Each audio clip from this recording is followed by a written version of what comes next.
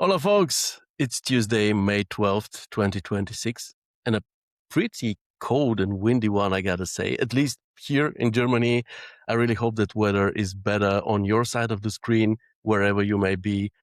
Unless you enjoy cold weather, of course, then come to Germany. You'll really like it here. Anyway, as always, it's me, Teo Tudorvodov, and I'm back with the 76th episode of Keeping It Realistic, that show that we do in collaboration with Chaos, and which, as you know, is very much dedicated to our beloved Chaos Campus community. And what's more, last but really not least, which aims to provide you with insights and knowledge that you don't find elsewhere unless you decide to pay for it. So welcome to another really exciting session of our Keeping It Realistic series dedicated to the topic of interior design and interior design visualization that we're doing in the first half of 2026 in support of our ongoing interior design exercise. I'll drop you a link for it in the comments in the chat so that you know what's going on in case you missed the memo. And while doing so, I can check the chat. I already see Michael, Amit, Ivailo. So nice to see all of you. Honestly, guys, it's such a pleasure to have you here because with your active participation, you make these sessions so much more special, unique, and interesting compared to, let's say, a simple recording. So thank you very much. And of course, let's give a shout out to those of you who watch the recordings later, because judging by the numbers, this is quite a lot of you. Because at the end of the day, we appreciate you either way. And what matters is that you guys learn something new, that you become a better artist, that you get inspired, and obviously also that you have fun. So my friends, let me just check quickly. I'm saying it's damn hot here to 44, 45 degrees centigrade. Well, okay. This gives me a new perspective on the weather here, because in the morning here it was around 2 to 3 degrees centigrade, and it's May. So I don't know what to prefer. I think I prefer something in the middle between Germany and India, looking at the numbers that we currently have. Anyway, my friends, let's move over to today's topic. Last time on Keeping It Realistic, we were joined by Lisa Della Tora. By the way, the whole episode is already on YouTube on our Campus of Chaos YouTube channel. And Lisa showed us how imperfections make renders more believable and more realistic. The thing is, though, realism is only a part of the equation. Especially in the era of AI, we need to make sure that our renders are not only photorealistic, but also emotionally engaging and impactful. And this is why today we will be talking about ArtViz, which is exploring the way a more artistic and cinematic approach to light, composition, atmosphere, and storytelling can make images more meaningful, more personal, and deeply human. And for this, as always, I have the perfect guest who has really mastered the art of and the craft of ArtViz and is willing to share some of his knowledge with all of us here today. So, without any further ado, let's invite him over. Ladies and gentlemen, welcome with me straight from Ecuador, Senor Santiago Sanchez, better known as Santi Sanchez. Hi, Teo. Hola, How are Santi. you? Nice to have you here, my friend. How are you feeling well? I'm really good, really good. Really happy to be here. Glad to be here. Thanks for the invitation. Thanks for being here, especially given that you had let's say, you're recovering from a recent accident. And instead of just, brushing us off and saying, oh, no, I cannot do it, you still showed up. Makes me really appreciate it even more. And of course, let me wish you a speedy recovery. Thank you very much.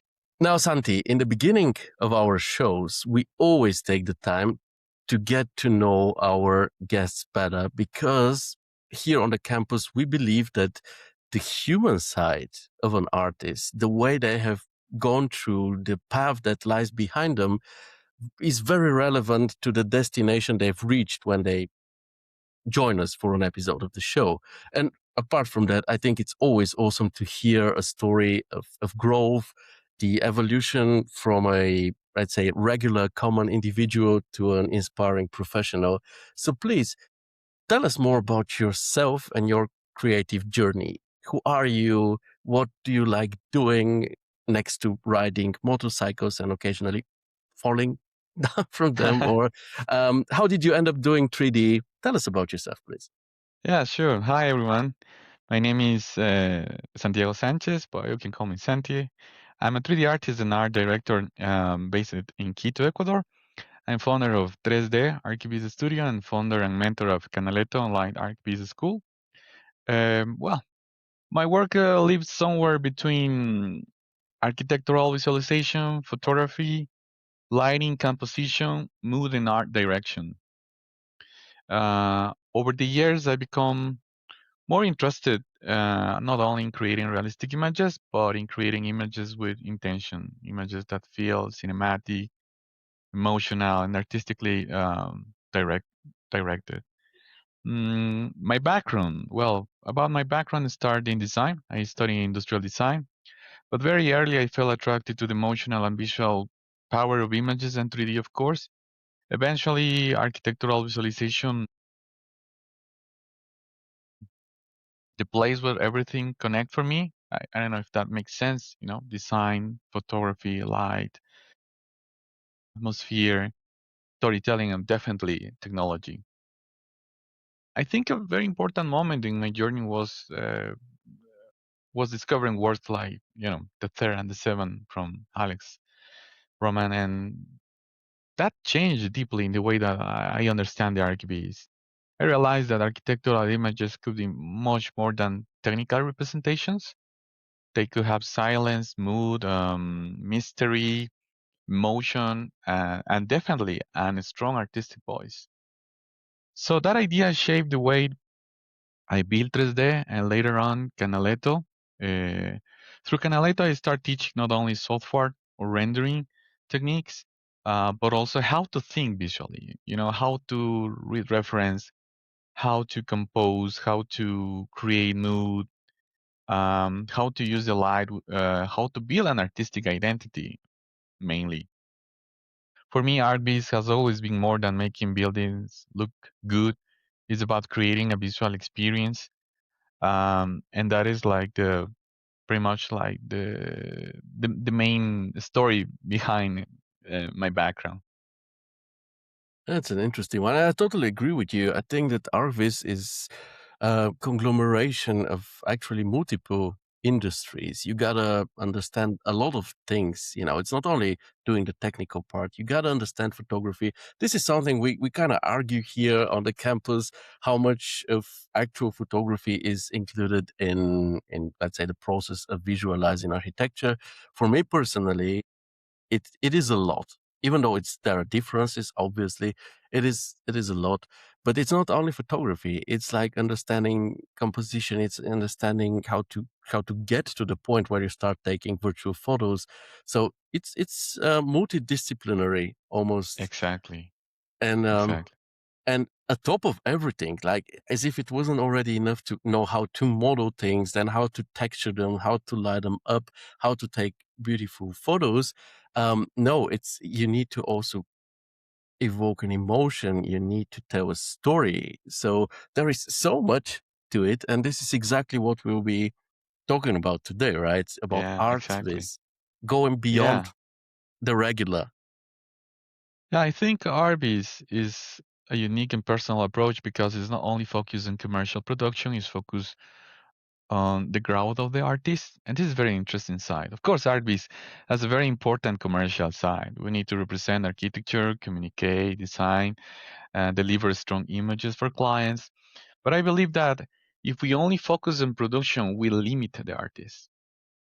For me, ArtViz goes deeper.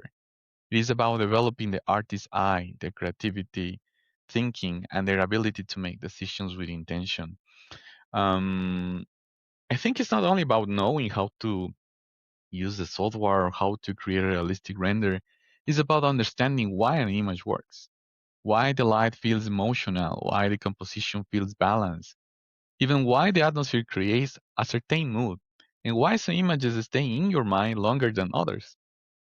The idea is to help artists unlock their own creativity potential. Some students already have strong artistic abilities, but they don't know how to organize them. Others still need to discover that the size of themselves, but ArtViz gives them a structure to develop an artistic voice. It allows to create images with more freedom, whether they are working on commercial projects, personal studies, or portfolio pieces. For me, the stronger artists are not the ones who only know and master in the software. The strongest artists are the ones who have the vision, the taste, even the intention, and a personal point of view. That is why I see ArtViz as a mindset. It helps artists, let's say, move from being technical operators to becoming like a visual authors. Makes sense for you? So, It does. and ultimately, I think that is the goal. To create images that are not only realistic but meaningful, images that communicate emotion, atmosphere, and identity. Yeah, Yeah, there is, identity is a there. very important word, Yeah, I I think. think Yeah. there is something interesting about um, the perception, and I would like to talk about this even before to start my properly my presentation. And then it is like the relationship between the reality and the perception in the art piece. Uh, Human beings do not experience reality directly. We do not simply open our eyes and receive the world like a camera. What we call reality is the result of a complex biological process, right? Where light, energy, sensory, data, memory, motion, consciousness are transformed into an internal experience, right? From a physical point of view, the world outside is made of energy, frequencies, matter, um, pressure waves, electromagnetic radiation, and spatial information. But from a biological point of view, none of that becomes color, beauty, sound, depth, or atmosphere until the nervous systems analyze and interprets in that way. This is the most powerful lesson for RBs. Reality is not only physical, reality is perceptual. A 3D artist should not think like a machine copying objects. A strong artist, a strong art piece artist, sorry, must understand how the human brain builds the experience. Light is not just illumination. Color is not just a wavelength. Materials are not just shaders. And definitely composition is not just an arrangement.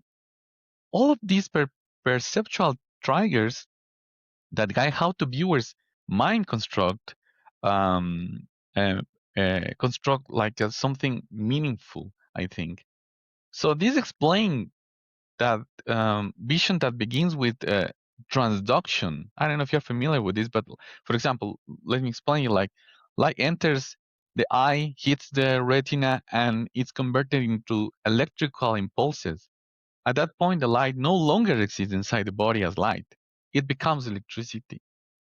And this is crucial for artists because it reminds us that what really matters is not only what is physically present on the scene, but how that information is translated by the viewer's brain. So there is so much more than only create beauty images or trying to sell exteriors or interior projects based in the use of renderings. For art piece, this means like that technical accuracy is not enough. A render can have correct GI, realistic materials, physically possible exposure, but still feel empty. Why? Yeah. Because the human brain is not looking only the correctness; it's looking for coherence, hierarchy, emotion, deep and intention. So the second concept it is the abstraction. For example, the brain does not thought the process of the reality; it filters most of it. We only perceive and understand and reduce an edited version of the world selected for relevance. This applies directly to the composition. So a great image does not show everything. It selects, it removes the noise, something that I call the visual noise. It creates like a hierarchy. It decides what the viewer should notice first, second, and third, and last. In ArtViz, this is the difference between a crowded render and directed visual experience. The artist must behave like the brain. filtering reality to reveal meaning.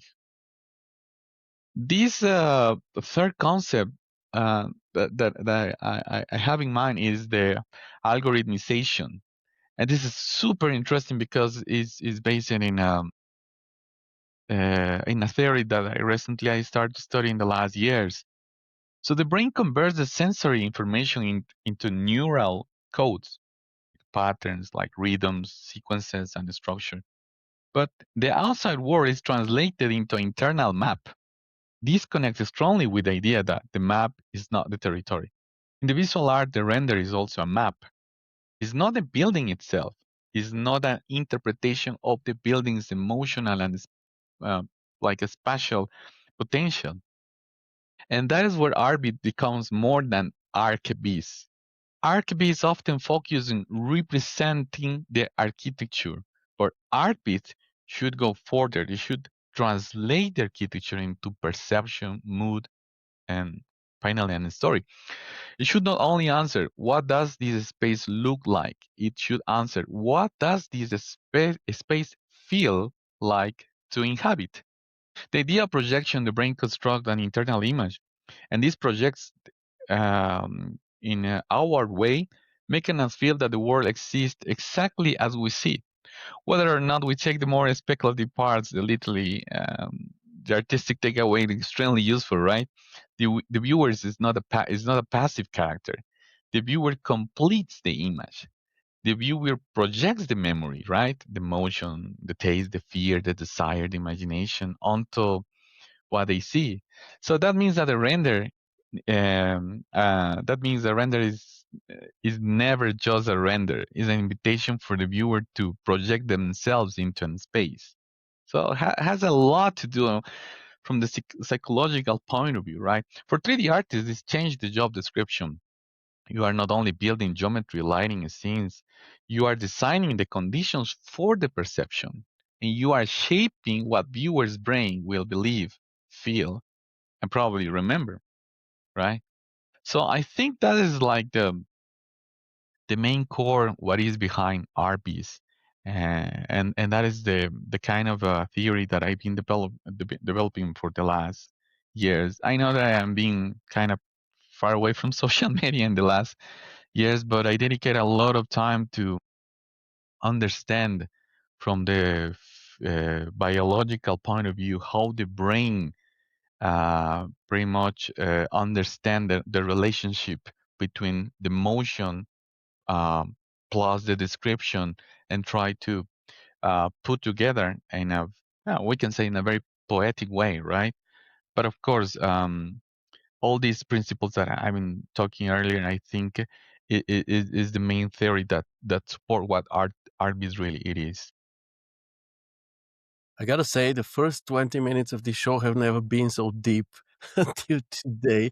Just let me read a comment from Hmm. Amit, who says, "What an in-depth analysis of reality design and artistic thinking. Too deep, never had that perspective anytime." This is exactly why we do these shows like this and invite people like Santi here, because from time to time, some people on the community here ask about, why don't we do, more tutorials like, how to do this and that in 3D?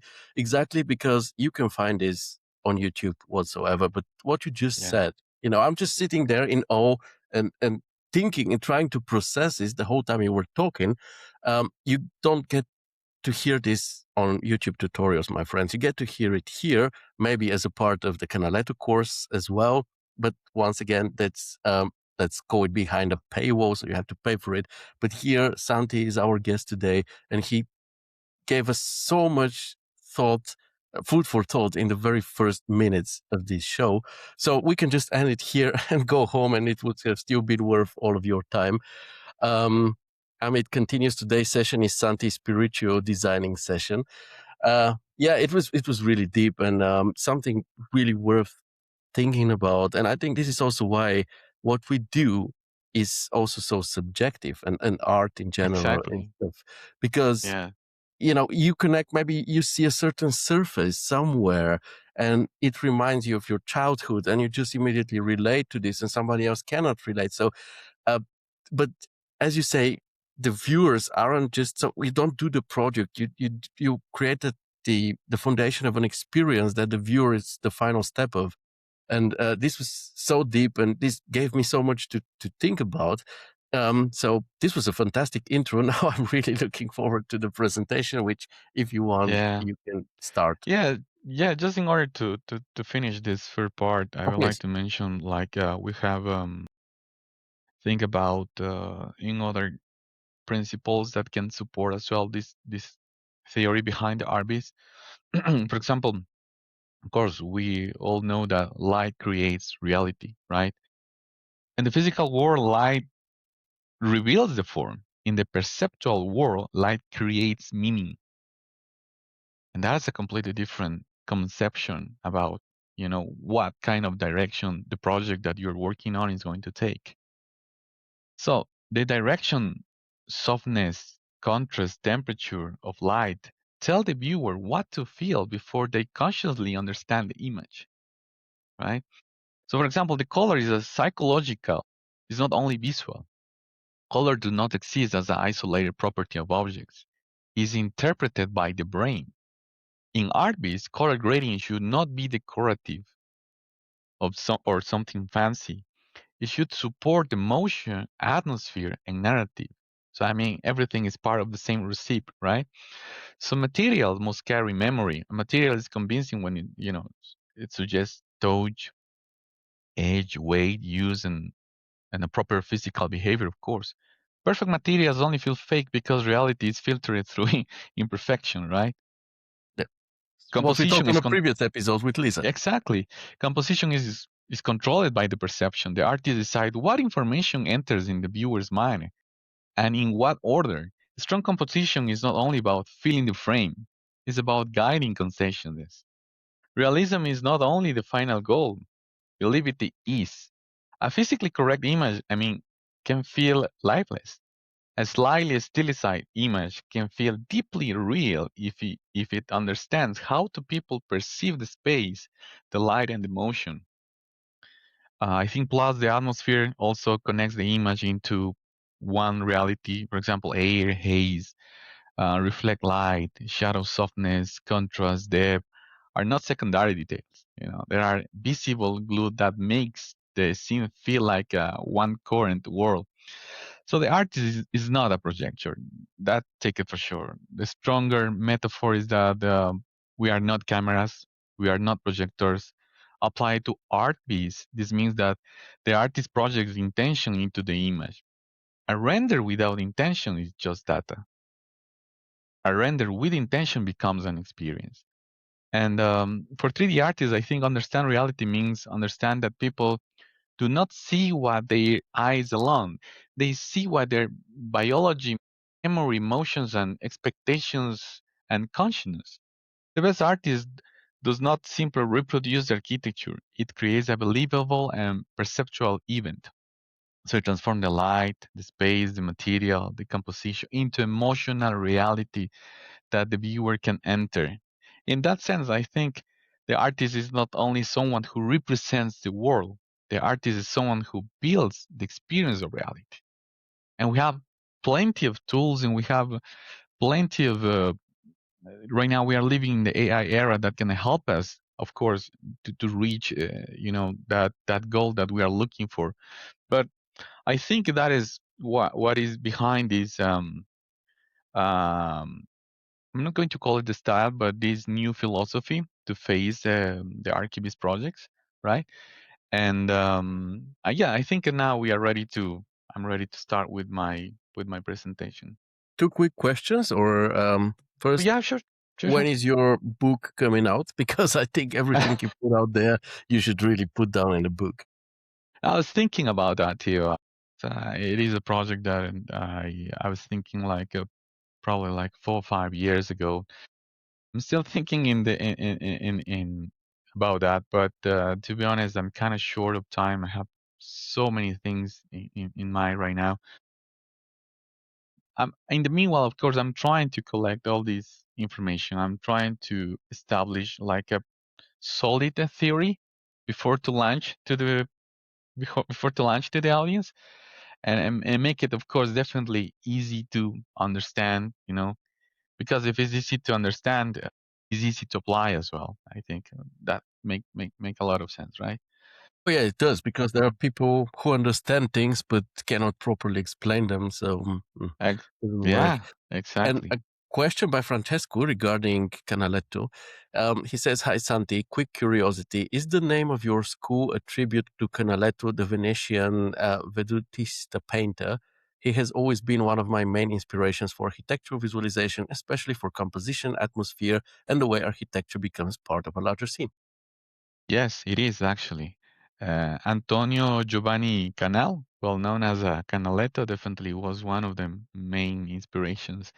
Uh, in not only related in the way that he was painting, these beautiful masterpieces like 3, 4 centuries ago, but definitely it is in the way that he understand the reality and how he can translate into his canvas and can capture the sense, can capture the motion. So I think when I decided to give a name to my school, that was like the main justification why I took his name.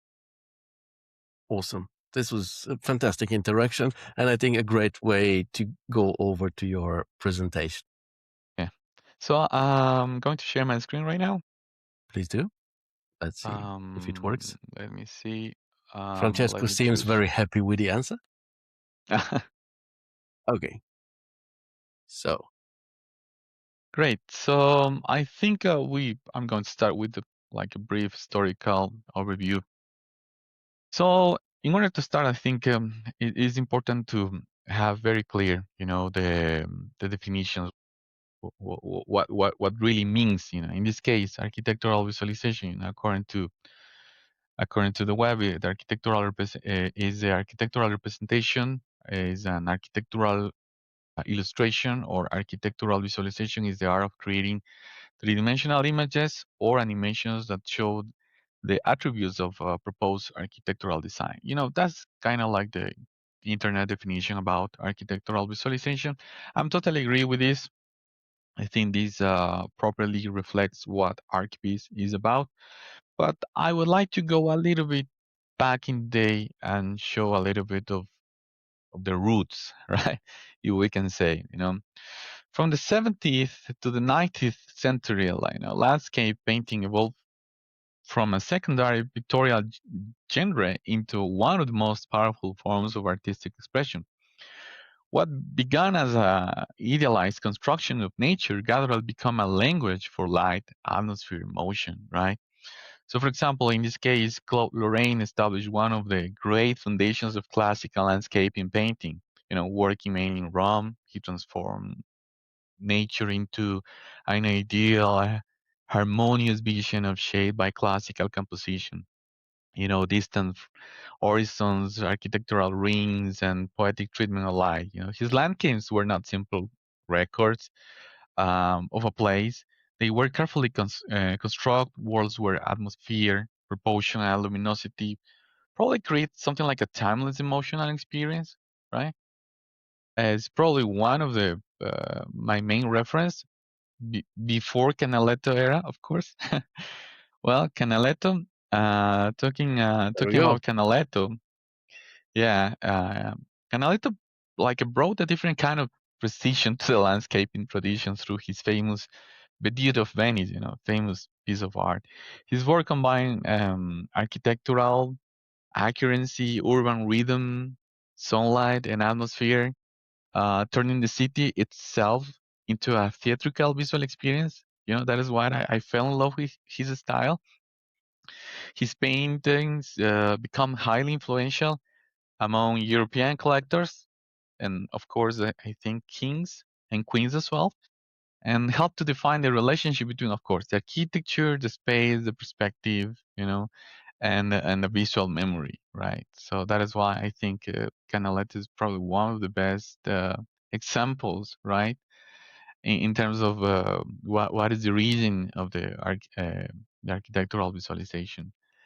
Um, Joseph Mallord, um, I think, has a completely different style, as you can see. explore light, color, movement, and atmosphere, but I think with more intensity, right? A little bit more of abstraction as well, that almost dissolve the physical world into like a pure sensation, we can mention it that way. So his works anticipate like later modern approach to painting by sacrificing, strict detail in favor of energy and luminosity, So, and of course, and definitely an emotional force. In contrast, we have, for example, Caspar David Freire, Yeah. that is completely completely the opposite, right? He used the landscape as a spiritual and psychological space, placing the human figure before vast, silent, mysterious environment that suggests solitude, contemplation, and the sublime power of the nature. It's a completely different style, right? But it's interesting because all of these definitely uh, right now is part of my philosophy. It's part of my professional approach in the ArtViz work, right? So we have, for example, Camille Corot, and so he became a key bridge between classical landscape and modern painting. Um, his direct started from nature, his plane of air practice, and his of atmosphere sensibility. I think help move landscape toward a more intimate and obsessional approach. I mean, his work connect the discipline of classical composition with the freshness of natural light, right? So it's a very, very interesting style. Definitely one of my favorites from that time. Thomas Cole, for in is probably as well one of the main influence as well in my personal style. So he gave landscape like a new cultural and symbolic role, especially in the U.S. As a founder of the Hudson River School, he presented American wilderness as a place of beauty, spirituality, and moral reflection. So his work helped establish like a distinctly American vision of landscaping, something completely different in comparison with the European style, where nature was not only a scenario but a subject of philosophical and cultural meaning. So, as you can see, is a very, very interesting style. On the other hand, we have, for example, the style of Albert Bierstadt, that he expanded scale and drama, as you can see, of the landscape image. Definitely Yeah. playing with atmospheric effects, bloom, glare, fog. So basically, his scale and these and he improved the overall atmospheric experience, right? Um, so I think he transformed in the way that we understand the mountains, the valleys, the skies, the light into a more cinematic spectacle, right? His work was present the nature as a overwhelming, theatrical, and sublime, we can say, using scale, atmosphere to create a sense of grandeur. So together, all these artists shape the visual story and landscape as more than representation of nature. They turn landscape into complete artistic language, classical, in a classical way, let's say, right? So all of these evolve in a completely different discipline in terms of the tool approach, right? So we are not working with canvas anymore, right? So of course we have software, hardware, and this pretty much ends what we understand like architectural photography, right? So the architectural photography, according to the web, captures, describes spaces created by people at the urban level. It can describe a city, relationship between building, or develop as surroundings. Is also used in interior design, documenting how furniture, color, texture, rhythm, lighting related to the space proposed by the architect or the design. That is pretty much like the definition. So I have uh, a very like a strong background about architectural photography. I've been practicing from since I think I started to do it like more or less like 10 years ago. I start with a camera, but of course I have plenty of examples of my favorite works. Like for example, these images belongs from one of my favorite all-time favorite photographers, Fernando Guerra. Probably sounds Yes, familiar. Yeah, of from course. Portugal. Yeah. So definitely this kind of works for me are like a true example that what architectural photography means, just in general terms, the idea to capture the shape, capture the mood in the way that he's using the lighting and all the characteristics that we can pretty much uh, detail as a 3D artist. We have emphasize, if we want, of course, inside the 3D workflow, right? But talking about as well that if the 3D artist must have a profile, because at the beginning we were talking that, yeah, I think the kind of knowledge that we have to achieve during our career is kind of interesting, right? It's a Yeah. kind of mix of a little bit of everything. So I think, have knowledge about photography, architecture, design, of course, interior design, illustration, um, sculpture, I think probably could be optional. I think researcher definitely is a must. Passionate about the art definitely is a must. Computer specialist, well, that is something that probably is changing and evolving, right? Especially in this time that we are using AI, and definitely learner. I think is probably one of the most important characteristic that an artist must develop as a part of his profile. We As cannot the main stand work, still in this industry. Absolutely.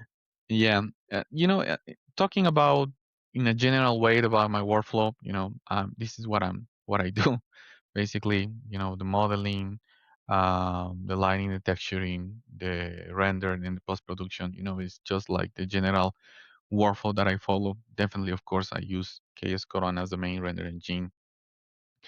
Um, I'm not my presentation. Sorry if I disappoint. It's kind of disappointing in this side, but I'm not going to go deeper in terms of technical information about versions of what I'm exactly using with version of 3ds Max, with version of Chaos Corona, because I think that is purely dedicated to the technical side, and I believe that there are like a better artists that can explain, in a technical way, how you can take advantage of these tools. My specialized area, my expertise area is everything that is pretty much related to the artistic side, and that is basically what I'm. The reason why I'm here to explain all of these theory and details that are behind this new approach that I call ArtViz. Exactly. This is why you're here. We cannot cover everything. There is a topic, and this is what we expect to hear from you, not everything you do or, Yeah, you know. exactly. So I think there is like something that I call like image anatomy that we need to understand that pretty much happens in every single image. We have like the substance that is about the beauty, the composition, and all the artistic knowledge that the artist must develop. And of course, we have the execution, right? That is pretty much everything that is related with tools and technique and software. So the main idea I always suggest to all my students is try to mastering these two main approaches, right? The reason is very simple. You cannot survive as a 3D artist if you only mastering, the execution of you only master the artistic approach, right? An image requires both of them, right? And this is exactly what I want to talk about, like the ArtViz. The title of this conversation, the ArtViz beyond ArtViz. For me, ArtViz, I think answered the question how this architecture look, but ArtViz ask a deeper question: what does the image make people feel? And that is a huge difference, right? So ArtViz is usually connected to representation, to realism, design, communication, but ArtViz goes further, right? So I think realism is not longer enough. So today, realism is no longer the final goal. Realism actually it is the starting point. Many artists can create realistic materials, correct lighting, and technically like super clean renders. But the real question is, does the image have a soul? Does it have a point of view? Does it stay in your mind even after you see it? ArtViz begins with images, stops being only a render, and starts becoming a visual statement, right? So, in traditional RVs, for example, the artist often works as a visual translator, right, of someone else's design. That is the daily basis, right? But in RVs, I think the artist becomes more like a director, and this is interesting because we are not only asking where the where should the camera go. We are asking what is the emotional intention of this frame. And as you can see, this changed completely the game because it's a completely different approach, right? So, what should the viewer feel? What should be hidden, revealed, emphasized, or softened? That is the kind of questions that I think is super important. Put in consideration at the moment that you are working in any kind of project. If you're working in exteriors, if you're working in interiors, right? So for me, lighting is not just about exposure or realism. Lighting definitely for me is an emotion. Soft overcast light can create silence. Strong sunset can create a nostalgia. A dark interior with small practical light can create intimacy. Light decides the psychological temperature of the image. This one is the biggest difference between a technically good image and an image with artistic power. An impactful one. Exactly. So, for example, talking about composition, I think composition is 100% related with the storytelling. Composition is not only about the balance. Composition is purely storytelling. We replace the camera. Sometimes we crop it. What we leave outside the frame. How we use the foreground and the background, and all that creates a meaning. Sometimes the most powerful image is not the one that shows everything, and that goes directly against the commercial side of the ArtViz. Sometimes it is the one that suggests that there is something more to explore. I think that makes sense, right? Absolutely. I think I have you know some examples that basically can help us to understand how important it is the uh, like the framing, like composition. What kind of things would you like to put 100% attention? What the other things of the scene are completely complementary, right? As I mentioned before, I think the idea is not to show. Sometimes the beauty is not about to show completely. In this case, an interior space. You can create beautiful compositions by creating like crops views like these ones, right? I think it is important as well to mention that we are living in a time also where technology is moving incredibly fast, right? Real-time rendering, AI, asset libraries, scanned materials, procedural tools, but tools do not create vision by themselves.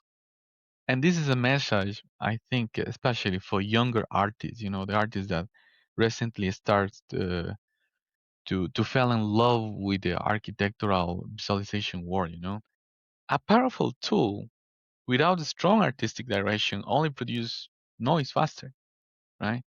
So the future belongs to the artists who can combine, I think, technology with taste, judgment, and intention.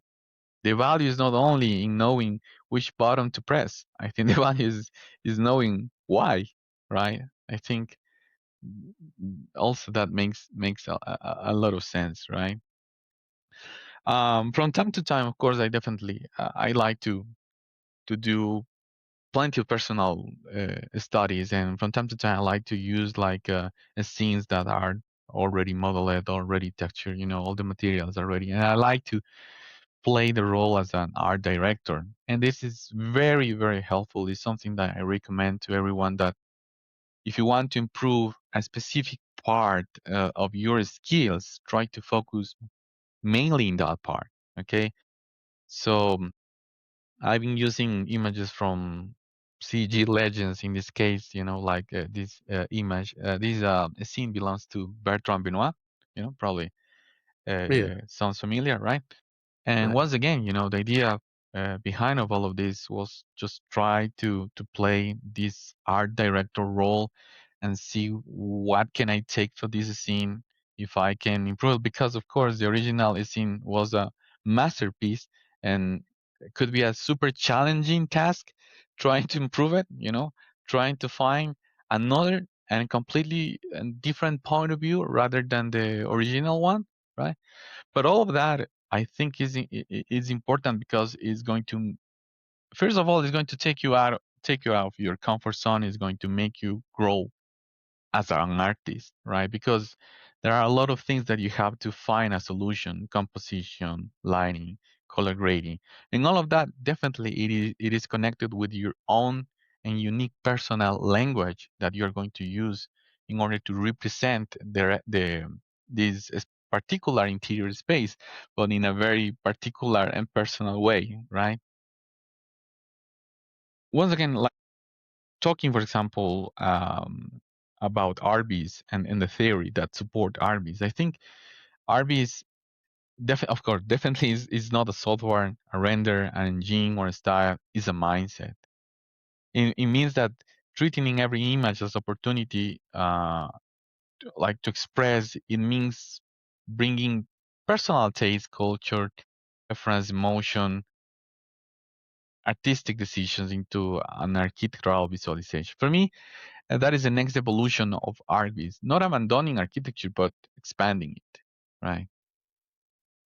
I always like to propose new point of views. I always like to add some kind of innovation in my personal studies, like this one, where basically I was thinking that I'm not going to like place the camera in the classical way that of course make a lot of sense, put the camera inside the interior. Rather than that, I was trying to create like a powerful concept, and try to give it a completely different tone to the composition approach, right? Probably, Beautiful word. yeah, probably a more intimate way to express, especially the composition in the lighting approach, right? But I think that all of this is part of artistic vocabulary that I've been developing pretty much during the last 15 years, plus 15 years. I've been working as a 3D artist. Definitely studies. Definitely do studies. Understand reference. Try to replicate the physical reactions. Definitely is part of this, right? Not only from ArtViz as approach, but definitely is what is the main foundation also for ArchViz, right? So I've been developing this personal project with intention that explore, different kind of approach in terms of lighting, and in the more interesting part, it is the same project, it is the same architectural project, it is the same camera. Your perception about the whole image change depending of the lighting concept that you're applying on it. Can you Absolutely. feel that? It's absolutely amazing that you shared it yesterday. I actually wrote a review under it, and it's exactly what I wrote. It's so inspiring for the artists from time to time to see how great of an impact light, atmospheric effects, and all of those things have on an image and on its perception. And also, it's great for client communication too, because if you want to, sometimes convince clients that it's not only midday direct strong sunlight Exactly. which is the only option. There are also other options and other ways to focus on different areas. It's great to have something like this in your portfolio in order to be able to pull it off and show it to your clients. Yeah, the commercial side of the ArchViz is in charge of the description. That is why it's so much popular, the use of the daylight, because the daylight, in my opinion, is a perfect lighting approach in order to show the architecture, the volumes, the material, right, the greenery. But as I mentioned before, that is a descriptive approach. Is mainly a description. So the client needs to understand every single detail. But if you want to create a truly connection with the client, light is the key. The idea behind that, create an image where the architecture are not going to feel like something that you are selling, or you are representing the architecture as something that you want to experience, is a completely different approach. So when I say ArtViz, beyond ArtViz, for example, I'm not saying that ArtViz is not important. ArtViz is the foundation, but I believe the next step to move from pure representation to artistic interpretation. So the goal is not only to show spaces, interior or exteriors. The goal is to create images that people can feel, and that is where light is crucial, right? So Absolutely. that is what I believe the stronger artists will stand out, not only through technical quality, but through like a super like a artistic vision, right? Yeah, as I mentioned before, I've been doing for the last year several personal studies, trying to every single time not only make more reliable my workflow or practical, but also um, understand like for example how much the light is going to affect not only the physical way the scene, but in the emotional. So once again, same projects, different lighting concepts is going to give you a completely different message, right? And this is something that we need to keep in mind if you want to create like a clear connection with the client, right? Because probably the client can have a completely different idea about his project, right?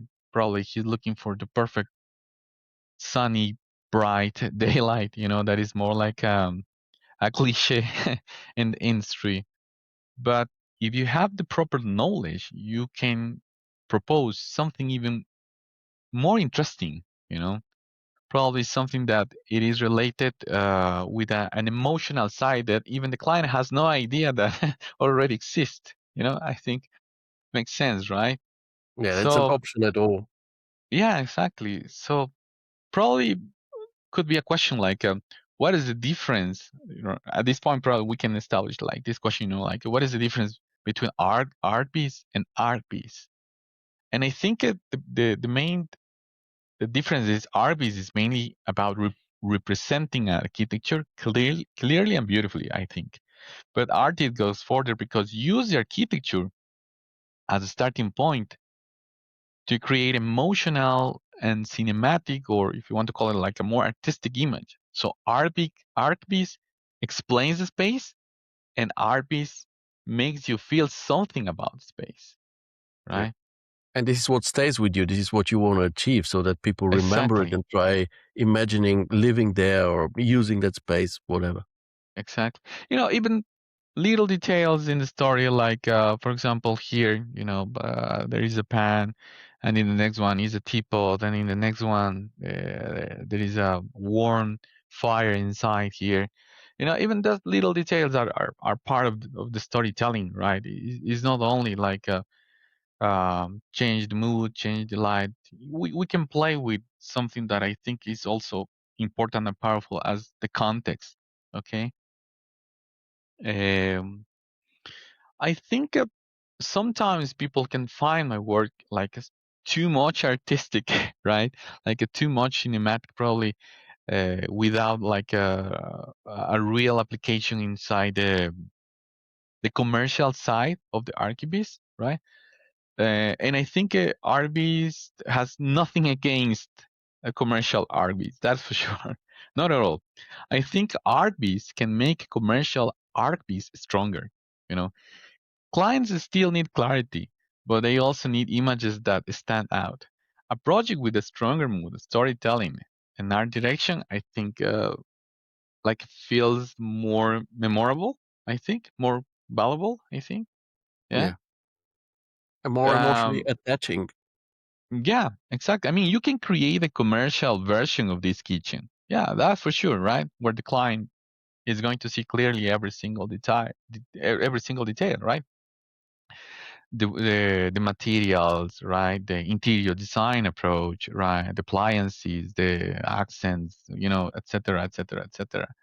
But if you want to create like a truly connection at the end, probably you can propose to do one of these images or these kind of images where basically we're telling small stories in every single frame, right? And this is important to mention because, believe it or not, Theo, we can take advantage of the shape of the objects and we can relate it to the body language of people. Yeah, I know that sounds crazy. I know that the first time that you hear it is no, that is not possible, but yes, it is. I want to hear more about it. Yeah, even the position of the things can suggest some how can I say, some kind of feelings, right? So for example, the couple of plates here, suggest that yeah, the dinner, it's over, right? Yeah. Can you see? So Yeah. I think it's important to mention that because the majority of the time introduce a character I'm talking about people, could be something kind of dangerous in a composition. Because if we are talking that we want to pretty much make a description from an interior space or an exterior space based in a 3D image, it's super easy break the hierarchy and introduce an extra element that is going to take the whole attention, right?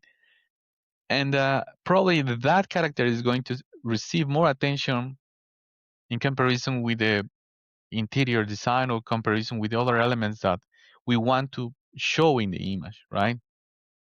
For that reason, I was thinking that the best way to control that is using objects or using elements of the scene as as people, as trying to represent the behavior of people, the body language. I have a couple of examples that I'm going to show you that in a moment, right? But in the meanwhile, let me tell you that that opens a new kind of possibility in terms of composition, right? Talking about, for example, interiors, I have these two specific study cases that recently becomes really popular, I guess, especially the last one, the one that is on the left, that I call it Le Petit Mort, that is like a French phrase. And it is interesting because when I was thinking about the giving like a proper meaning, I found when I was exploring in the composition, I found very very interesting point of views where I can apply a lot of symbolism, a lot of symbolism. You know, it's not Yeah. necessary like introduce like 2D characters, 3D characters, in order to propose an idea or complement. The same interior can give you all the elements that you can play with and create these small stories, in every single frame. Yeah. For example, in terms of body language, as I mentioned before, I found a very clever way, especially in this one, to create like a loop, as you can see in terms of composition, right? So we have the structure of the lamp. So the eye is going to visit, the eye has this tendency to get attracted by the bright areas and dark areas. So pretty much I create this like a pattern, you see, and And it goes back continues. again and Yeah. continues again and again and again. It was like a clever way to play with the shape of the lamp once again. It seems like the lamp is taking a look to this object. Can you see? Even they are not sharing the same depth, but this is part of the beauty of the composition. We can play with the depth of field as a super useful approach, in order to improve the overall depth of the image, but at the same time, we can play with the shapes, we can create this kind of connections, right? So all of that is part of as I mentioned before, is an artistic language that I've been developing, right? I think also it's important to mention that when you are working, in this case, talking directly about interiors, I think we need to understand that there is no such a thing like the perfect lighting, and this advice goes directly to young artists. When you're working 24/7 in a commercial ArtViz environment, pretty much you get used to create, like perfect interior lighting concepts, so the light is going to reach until the last hidden corner. And we were talking about this, if you remember, in our first encounter when we were chatting a Yeah. couple of weeks ago. And the idea behind of this is perfect light. There is no such a thing as perfect lighting because the lighting is not something square. There is not something that you can capture inside like a couple of four walls and one ceiling, right? It's something that always is trying to escape. It's something that always have a language, and that we can translate, for example, into bloom, into glare. That is this kind of um, lens effect that pretty much happens when we are not using properly the exposure. But guess what? The 100% of the pictures has this problem. So for the human brain, is Yeah. it's super common to understand that this happens quite often. So probably that could be one of the reason of the proper justification why I like to reproduce this kind of like a minor errors in the renderings, because reality, is not about perfection. We have little things like blue, gray, glare that are related with lens effects, like a chromatic aberration, like vignetting, that help us to improve a more like a natural approach. But we have to be very careful, because I think the proper way to apply this is when you're working in a personal project. Because when you're working something like in a commercial project, it's a completely different story. Everything has to look perfect, no bloom, no glare. Professional photographers, they like to remove these errors from their photos, because that is the formal way that you present in a professional way your photos, your renderings. So there are like two kind of approach, I must say, in terms of interior. We have like the commercial interior, commercial lighting approach, and this one that I call a more natural, more cinematic lighting approach. But anyway, I think this is not the last word. I've been working the last years trying to create something like a hybrid style, and also have a very interesting example that I would like to discuss as well with you. That this hybrid style basically represents the interior with a commercial composition structure, but in terms of lighting and color grading, you have a little bit more of freedom to play with, right? And that definitely creates a unique approach, because you are not going only one side of, just Yeah. commercial or just to, filmic or very artistic, right? Yeah. Yeah, Middle ground. Fantastic. these shots are from part of the personal study that I really enjoy. I think the manipulation of the sense of the eye it's super important. I pretty much scattering highlights where I want to put the attention. I scattering shadows wherever I want to avoid to put attention. I put highlights wherever I want to emphasize a part of the image. So it's more or less, it's like a playing with the sense in a subliminal way. And I'm not like a how can I say, I'm not like a married in a way to say with a unique approach to this in terms of correction, because when you're working with any kind of render engine, you're always going to get like a perfect image, right? That's what render engine does, right? So the idea of use, for example, tools for post-production, uh, like a mask. I'm talking about directly about Photoshop. Using like masks, using sometimes render elements. It is in a corrective sense, right? But I'm not correcting in terms of corrective the physical reactions from the elements that the majority of the time client requires from 3D artists, right? Improve this reflection, right? Make it look brighter, and etc. etc.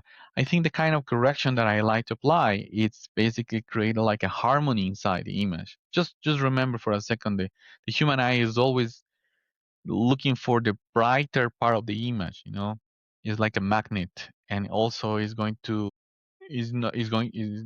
going to put too much attention, or is going to avoid the darker areas. Yeah. So that makes sense in terms that we are creating like a attention puzzle, if you want to say it in that way. But we want to create like a attention, no attention, softness, accents, right? A good sensation of depth. And that is the reason why I recommend every single time, no matter if you're working on an exterior or interior project, always enable the depth of field. If you want to avoid the rendering calculation, there are plenty of softwares that you can use in post production. Also, you can reproduce a very believable depth of field right now with AI. But definitely, uh, the kind of effect that you get when you always work with the depth of field enabled, especially in interiors, you can appreciate, because it's the result what you can see in a real photo, right? Yeah. Totally. Yeah. I think the lighting itself, it's just a part of our recipe, right? In the way that we understand the reality, as I mentioned at the beginning of our conversation, uh, I mentioned something really interesting, and is a way that we understand the reality. Every single person, understand the reality in a very subjective way, right? But there is something interesting, and is the majority of the artists, they always try to replicate, the perfect lighting scenario, the materials. They study hundreds of references about materials. They create perfect PBR materials. But when it's time to do the composition, they forget something even more important than that, and is how the human eye understand the complexity of the perspective, right? Uh, According to some information in the internet, the human eye focal length is something between 45 and 50 millimeters, right? Yeah. That is why we can find in KS Corona render engine, at the moment that you create a camera, you can find this value by default, right? Like 45. Um, but this has a strong connection in the way that we are going to understand not only depth, but how natural looks the perspective. I've seen many, many times, renderings that are absolutely great, lighting, material, composition, but with too much deformation in terms of the perspective. They are using, super low focal length because they want to match like this architectural photography tendency, that where you when photographers, they use, I don't know, like 21, 19 millimeters Yeah. of the focal length, because they want to like stretch the perspective. But Yeah. that creates something that is not related with the human eye. So the moment that the human eye see that kind of deformation in the perspective, no matter how good it is, the materials, the modeling, the lighting, the human eye is going to say, no way, this is fake. Yeah. This is why so many clients also don't like 360 panoramas or Exactly. something, because everything which is near the camera is kind of skewed or distorted and just looks unnatural. Exactly. Exactly. So as I mentioned before, the in the way that we understand and we perceive the reality is different. I understand that, but there is something about, especially in the way that we use the focal length, that is going to allows you to understand better the overall depth in an image. And I'm not talking about the depth of field. I'm not talking about the overall depth. How you understand the perception, how far away the things are, but at the same time, it has to feel natural. You know, it's interesting because not all the artists they like to put like too much attention in these details. You know, and especially when you're working in the commercial side. You know, when you're working the commercial side of ArtViz, of course, you work under a lot of limitations by the client side, right? If the client says, put the camera in this way, use this kind of focal length, you know, there is no chance that you can probably improve the overall understanding about how the human eye, how your eye and the human eye is going to understand the the perspective, right? Um, it's important to mention that the study of the, for example, the study of reference, it's super important, right? We have to relate that the results of our project, the result, especially of the lining part of the process, is it is based in how well or how accurate it is you understanding about physical reactions. And this project is very very special for me. This project I developed almost like 10 years ago. Uh, Ronen Beckerman gave me the chance to create like a review at that moment of mega scans. That was something new. He told me, you know, there is new this new product called mega scans, and a lot of people they are using for filmic and cinematic industry, but there is no feedback about architectural visualization. And he gave me the opportunity to work and create by myself the concept for this one. But I was thinking once again to introduce a lot of innovation, and was really, really difficult trying to find real life reference that reflects what I was looking for in terms of lining concepts. So I took the risk. You know, I was feeding my brain during the last years by many, many references that at that moment I felt that I was prepared to work in something like this without using any kind of reference. And guess what? Works. Oh yeah, it's a Yeah, but Meteora project, right? It yeah, was. exactly. This is Yeah. Meteora project, and was very challenging because the idea was have as a hero element, as a hero character, the Megascans models. So this is not about, you know, put a building and the building is going to be like the main character of the image. It's not about like create a beautiful interior.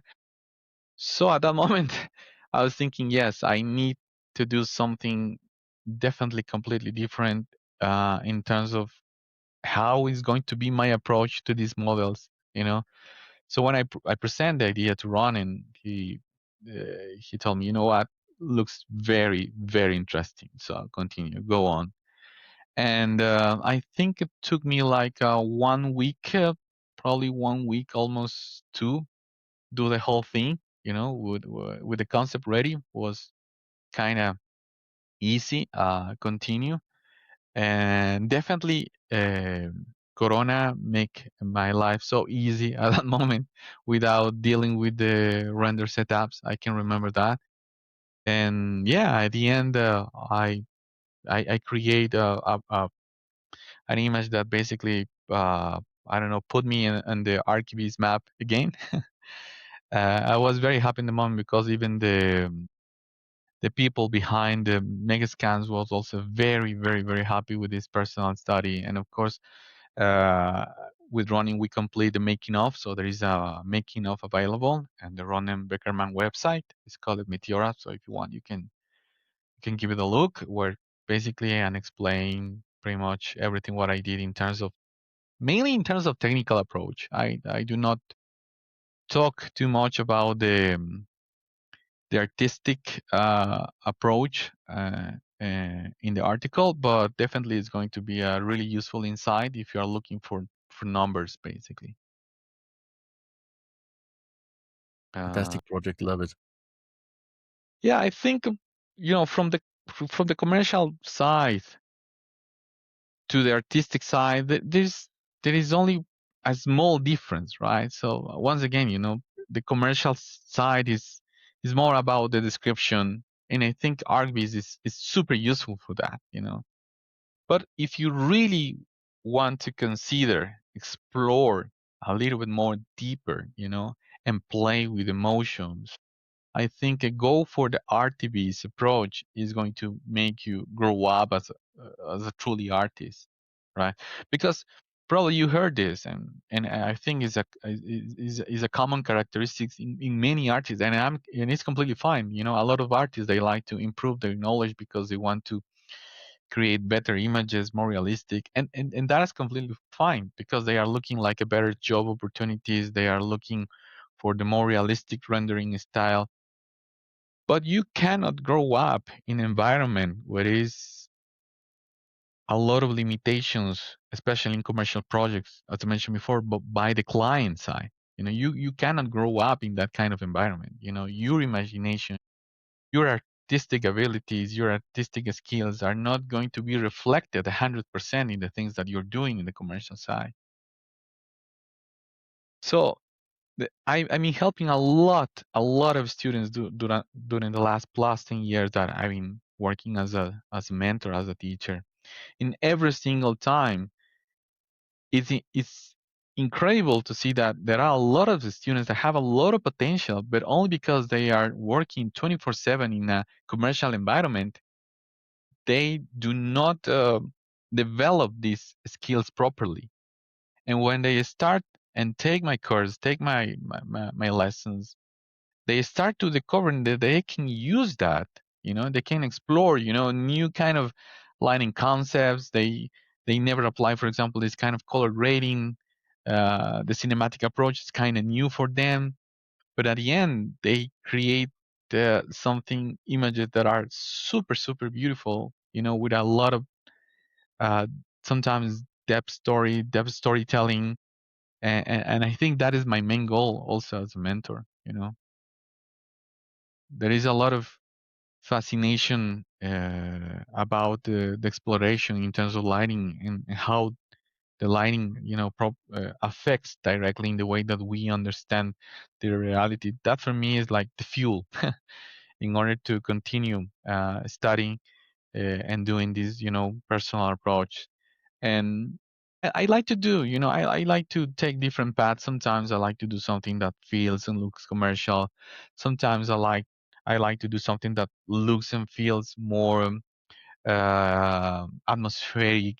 So depending of the context of the project, depending of the kind of architecture, the majority of the time, I like to tell stories based in purely in the use of the lighting concepts. I'm not telling you that I don't like to use people in my images. Probably I like to do it when it's commercial images, but when I'm doing personal studies, definitely I like to play, as I mentioned before, like with the body languages of the objects, and try to create more interesting stories without break the hierarchy of the image, and giving the right attention in the part that I think is going to be more important in the image. So for me, that is the main goal. This is the approach that I was talking before. This is the kind of like a hybrid style that I'm looking for. I'm very comfortable with this kind of style, and also some clients and some students as well. They are looking for this kind of style that is not looking, as you can see, 100%. Like based in a commercial style, but also is not like a too much poetic or too much artistic approach, right? That for me is super important. Try to create this balance, using these two kind of approach that are super super different.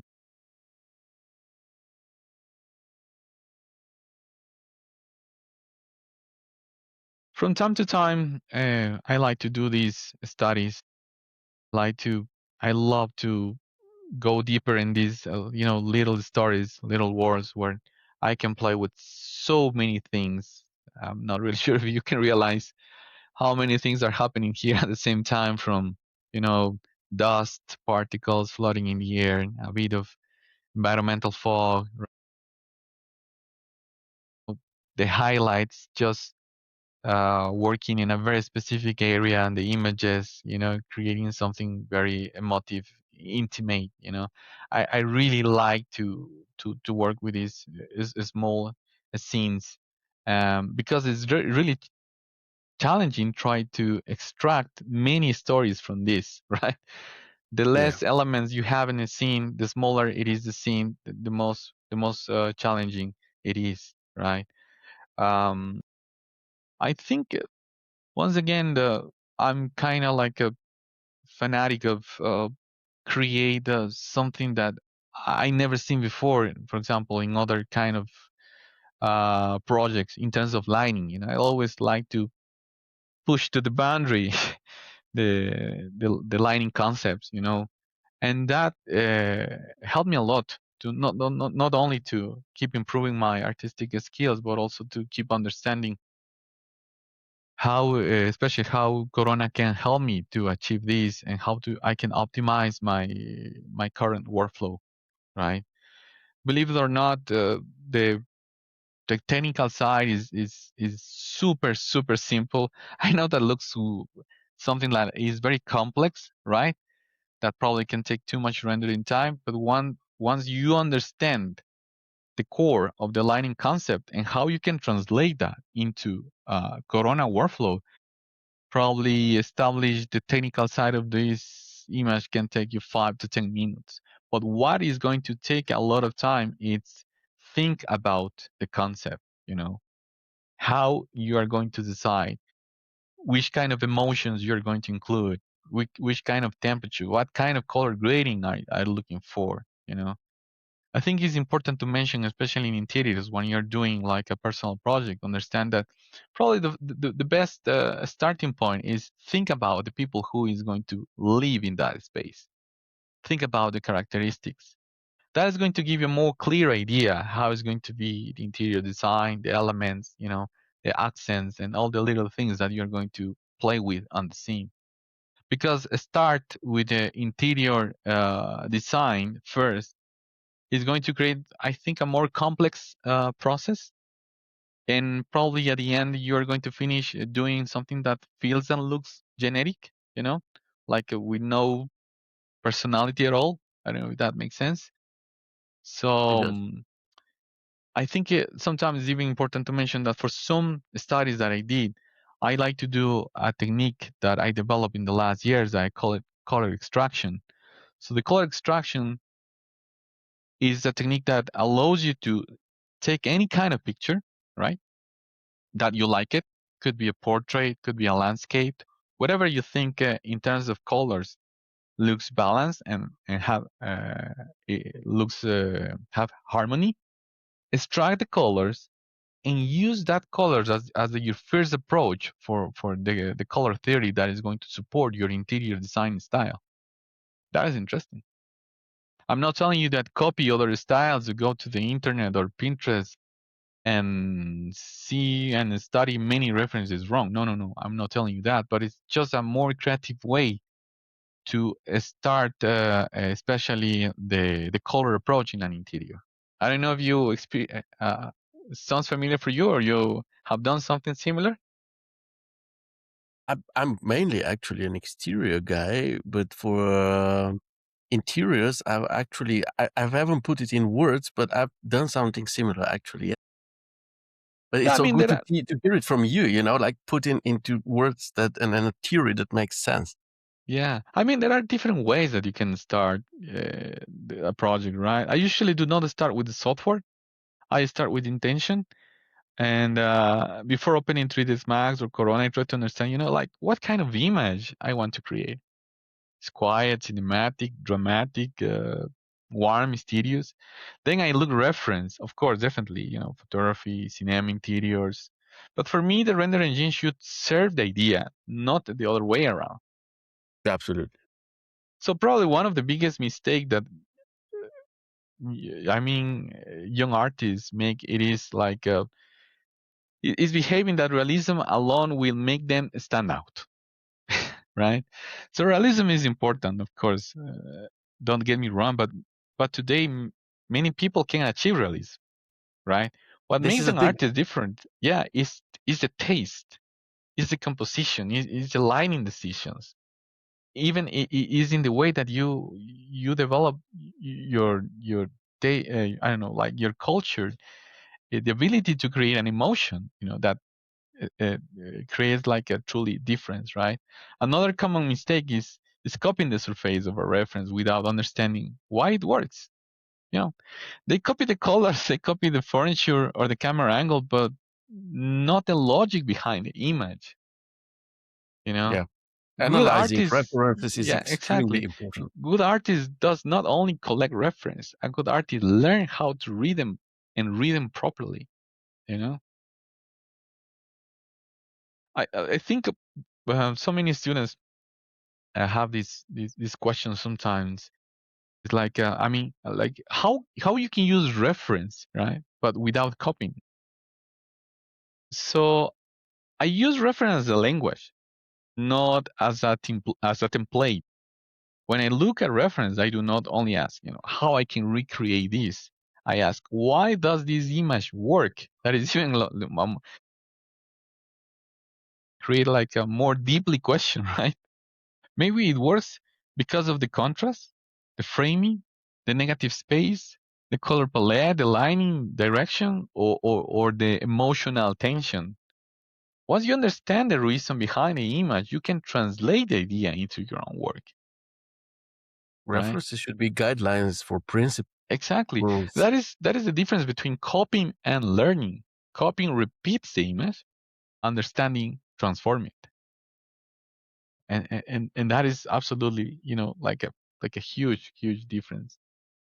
Sometimes I've been practicing with as mentioned for other authors, seeing like Bertrand. This one was from one of my favorite 2011 2012 TG artists, Ramon Sancanaro, a guy from Brazil. And this is very interesting because this scene was hidden in my hard drive for the last 10 years, I guess, a little bit more. And I decided to give it a try because the original file format was for V-Ray. So yes, I pretty much tried to use the Chaos Corona Chaos converter, was not working properly. So I decided to, once again reapply and recreate material per material. Yeah, it was a very long journey, but at the end, what was interesting that for once also I took the challenge in the technical side. Not only in this particular project, the challenging was not only in the artistic side that like usually it is, but was in the technical side. How to represent, and that was fine. From time to time, get out of your comfort zone, always going to help you to improve, right? The ArtViz, as you can see, is not only an approach that you can apply for interiors or for exteriors. It's something also that you can apply in product visualization, as you can see. Yeah, it's the same philosophy. It's exactly the same philosophy. But of course, right now the difference is the context is very limited, right? So you can add some elements that can create like cast shadows, can create kind of reflections, can help us in order to improve the overall feedback of your PBR material. But it's exactly the same approach. I've been lucky because I have the opportunity to play with these concepts, and some brands, they like it, and they ask me like commercial versions of these renderings because they felt that they added too much emotion, to an object. They describe the object from a emotional point of view, not only about catch up all the details and put attention in the little things, and yeah, definitely works. I mean, there are, of course, a group of clients. I'm going to be very honest with you that they fell in love with this kind of style. Not all the clients they love this kind of representation, but definitely when the client understand your point of view as an artist, and they understand the whole picture, what you want to do with their product, and in the way that you want to recreate and show it, you know that is a relief. Definitely, that is a relief. I mean, that's also awesome. I think a guitar, everybody knows what a guitar is and what it looks like. I think it's about provoking an emotion. Same with like perfume advertisements. I mean, you cannot smell the perfume through your TV, right? But you want to show the emotion of how putting on this perfume will make you feel. And this is why all the perfume advertisements tend to be way more emotional and emotionally engaging and impactful rather than, showing the perfume bottle itself. And same goes Exactly, here. exactly. I think that is like the main idea, like also is that your work stand out not only because looks different, but also, I think as an artist, you need to justify why you're taking this kind of decisions. Why you're using one light for the whole study, right? Because that is what I did here in this project. Was one simple rectangle light, and I was able to create all of this. But the technical part of the process has never been an issue for me.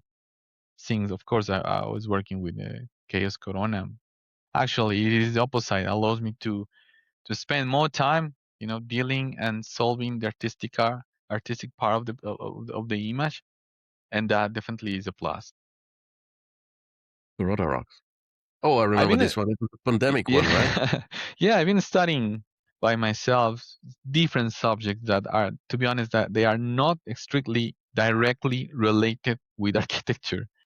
Like for example, script design, storytelling, like color psychology, color theory, and all these kind of subjects that most of the time, they are not kind of familiar for many artists, right? And I always try to get out of my comfort zone. I always try to create something that I think I can explore and I can apply what I learned, right? I've been a self-taught artist since I can remember, and I really like to practice what I learn. Even if it's in a context that is outside the ArchViz world, I really like to take time and from time to time, create this kind of projects where basically I can unleash whatever I experience at that moment. Because also as an artist, we can express some kind of symbolism in our pieces, right? Is exactly the same like a songwriter, a singer can do, right? You can sing a song, you can write about a song about a particular moment in your life. So also we can represent that in personal projects. So I think that is why it's so much important from time to time create personal project that is going to keep your creativity healthy, that is going to keep your passion alive, of course, and you can unleash all that kind of things that you are not too allowed to unleash when you're working in the commercial side of the RVs, right? I've been touching different topics in the last 10 years. Be it science fiction stories, architecture, product, automotive images. I'm being super curious about to experience all of these, and how I can, of course, relate it with my own and personal philosophy. Every Super single cool. project definitely was a challenge. Every single project that I done have been like a super challenging, and I think when I finish a personal project, rather than only feel relief, I think I feel that I face something new, and that allows me to keep growing up as a 3D artist and as a art director that I consider myself. I remember this one from the VW Art Club as you shared it there. So Yeah. inspiring, so awesome. Yeah. I think just in order to finalize this part, I think, for example, talking about the future of ArchViz, I think the future of ArchViz will be divided in two directions. I think one side is the technical production will become faster and more automated because of AI, of course, real-time engines and procedural workflows. But on the other side, the value of the artist will become even more important. Not because the artist knows how to press buttons, but because the artist knows how to make decisions. That is something the AI, has no chance to do it, right? So the future will not reward the person who only knows the software. It will reward the person who has the vision, to taste, the storytelling, the ability to direct the image. And that is why I believe art piece is important. Is a way to move beyond technical execution into authorship. Well, at least that is my personal thoughts about the future. What would you say to young artists? Because I hear some of them asking, like, does it even make sense to go learn 3ds Max and Corona and all of those things, Photoshop, when I can just go learn prompting? Well, the difference is the AI can solve your technical problems the majority of the time and can create genetic results. But definitely develop a strong background in arts, in an artistic side, definitely is going to uh, create a more important difference between artists. I mean, even a prompt, if it's not well written, I think if the person behind the prompt has no full idea what they are looking for, probably you're not going to take full advantage of the AI as a tool. AI is a tool, but AI is kind of like show you the artistic way to do something or develop something, right?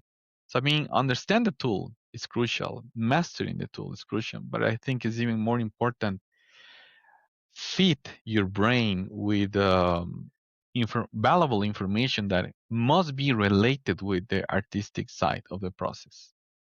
That is my best advice.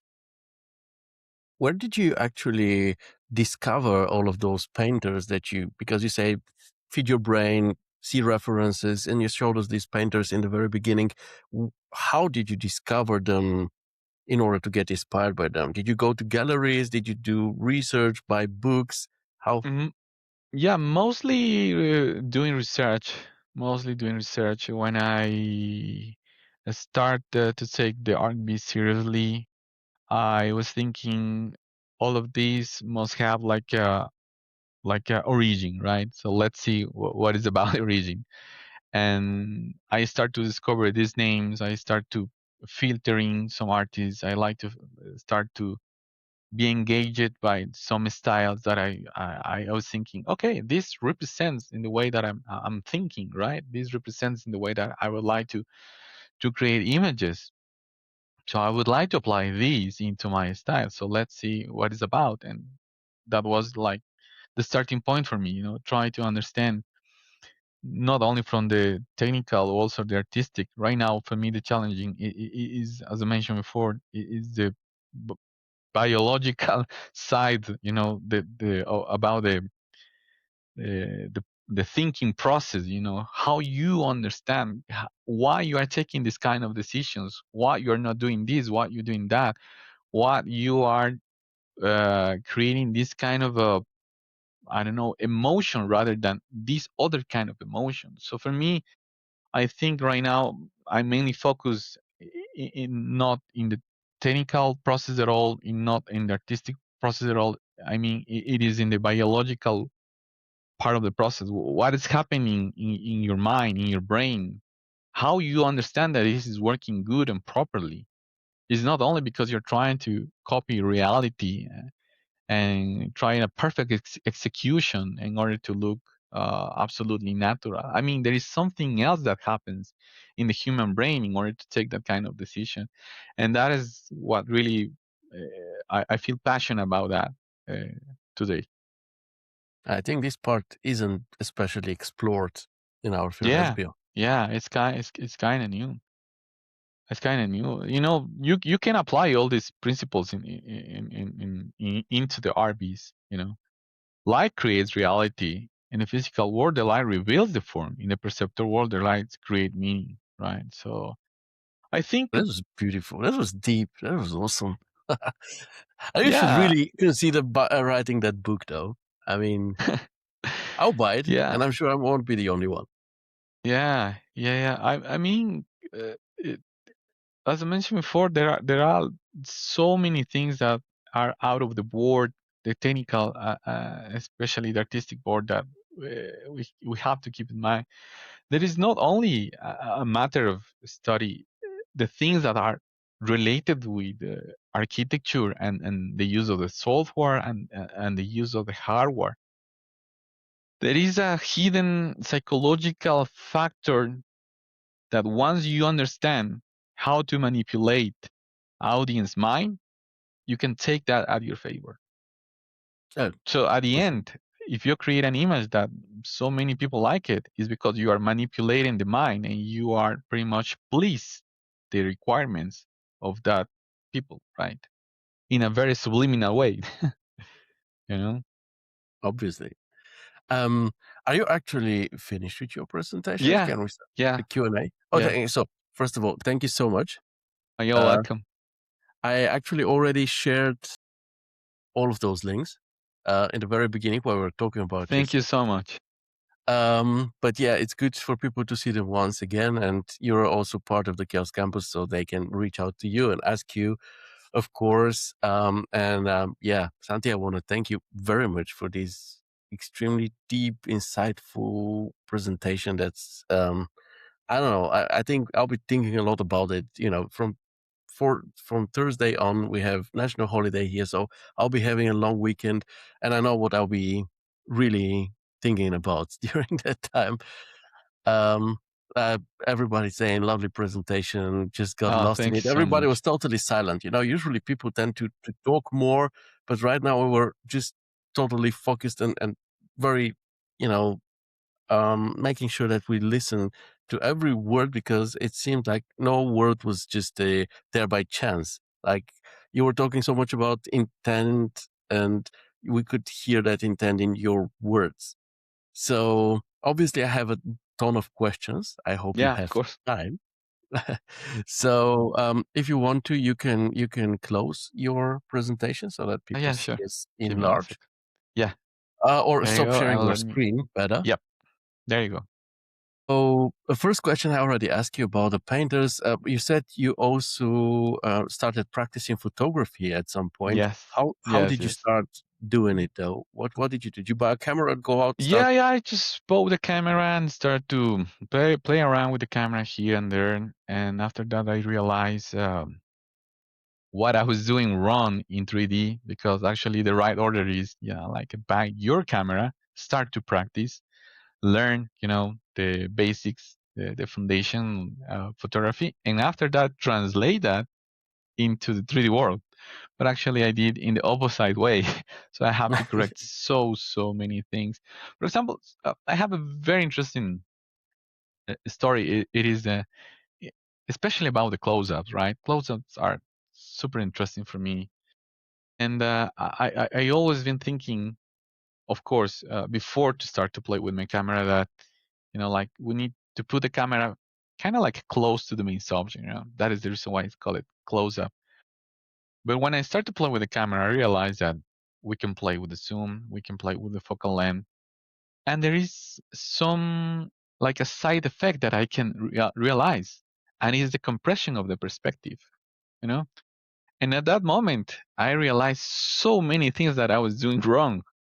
And in the majority of the close-ups that I've been taking as a main reference, I can recognize there was a lack of perspective.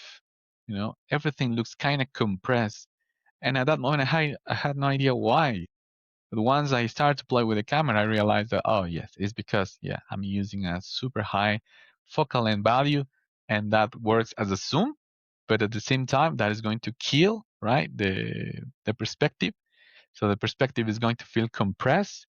And for that moment, I start to add that to my workflow. I start to add that kind of content to all my students for my courses. And there are a lot of things that I can realize when I start to play with the camera. And yeah, it's a good starting point, definitely for everybody. Even if you're working for so many years in the industry and you want to give it like fresh approach, yeah, I suggest that you can start to play with the camera. You don't need an expensive one, by the way. Yeah. Would you say a smartphone can also do it, or would you recommend going for a I recommend DSLR? a reflex camera. I recommend, yeah, the kind of camera that allows you to change the lens, play with the focal length. That kind of camera I think is going to be more useful. I think right now probably you can find something between 300, 400. I remember my first camera was a Canon T3i. I remember with two lenses, 55 millimeter lens, and the other one was 220, I guess. I don't remember pretty well. Yeah, it was very, very nice. Yeah. Yeah, it's very, very important. I mean, I would say to the Girls Campus community, I mean, I train a lot of photography really with my smartphone. Of course, it's better with the camera. I absolutely agree here, because then you get the feeling for all of those settings that you can, adjust one by one. But even if you don't have the time for this or the money to buy a DSLR, just take photos with your phone at least. Just, in order Yes. to Yes. learn composition, lighting, to capture the moment, to capture an emotion.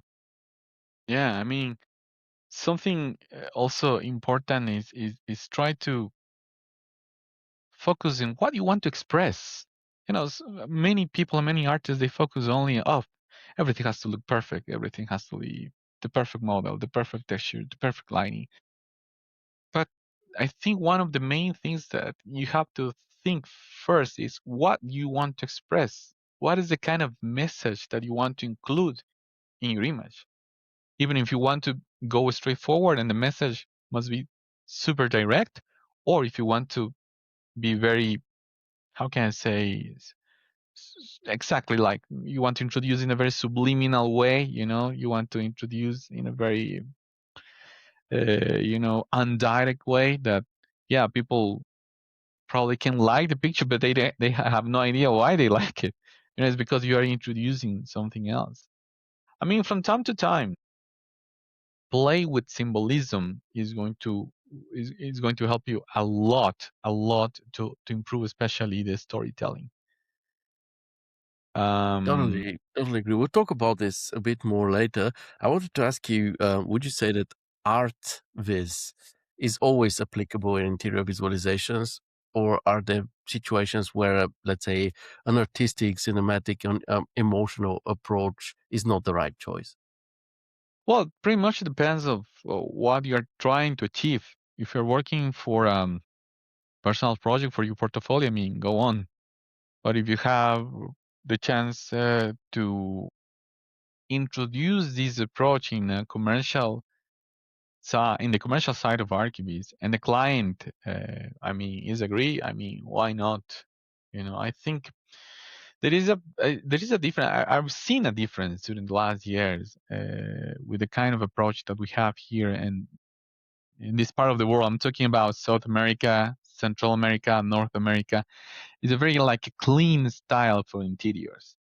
But in Europe, there is a different approach, especially in terms of contrast and shadows, looks a more believable interior.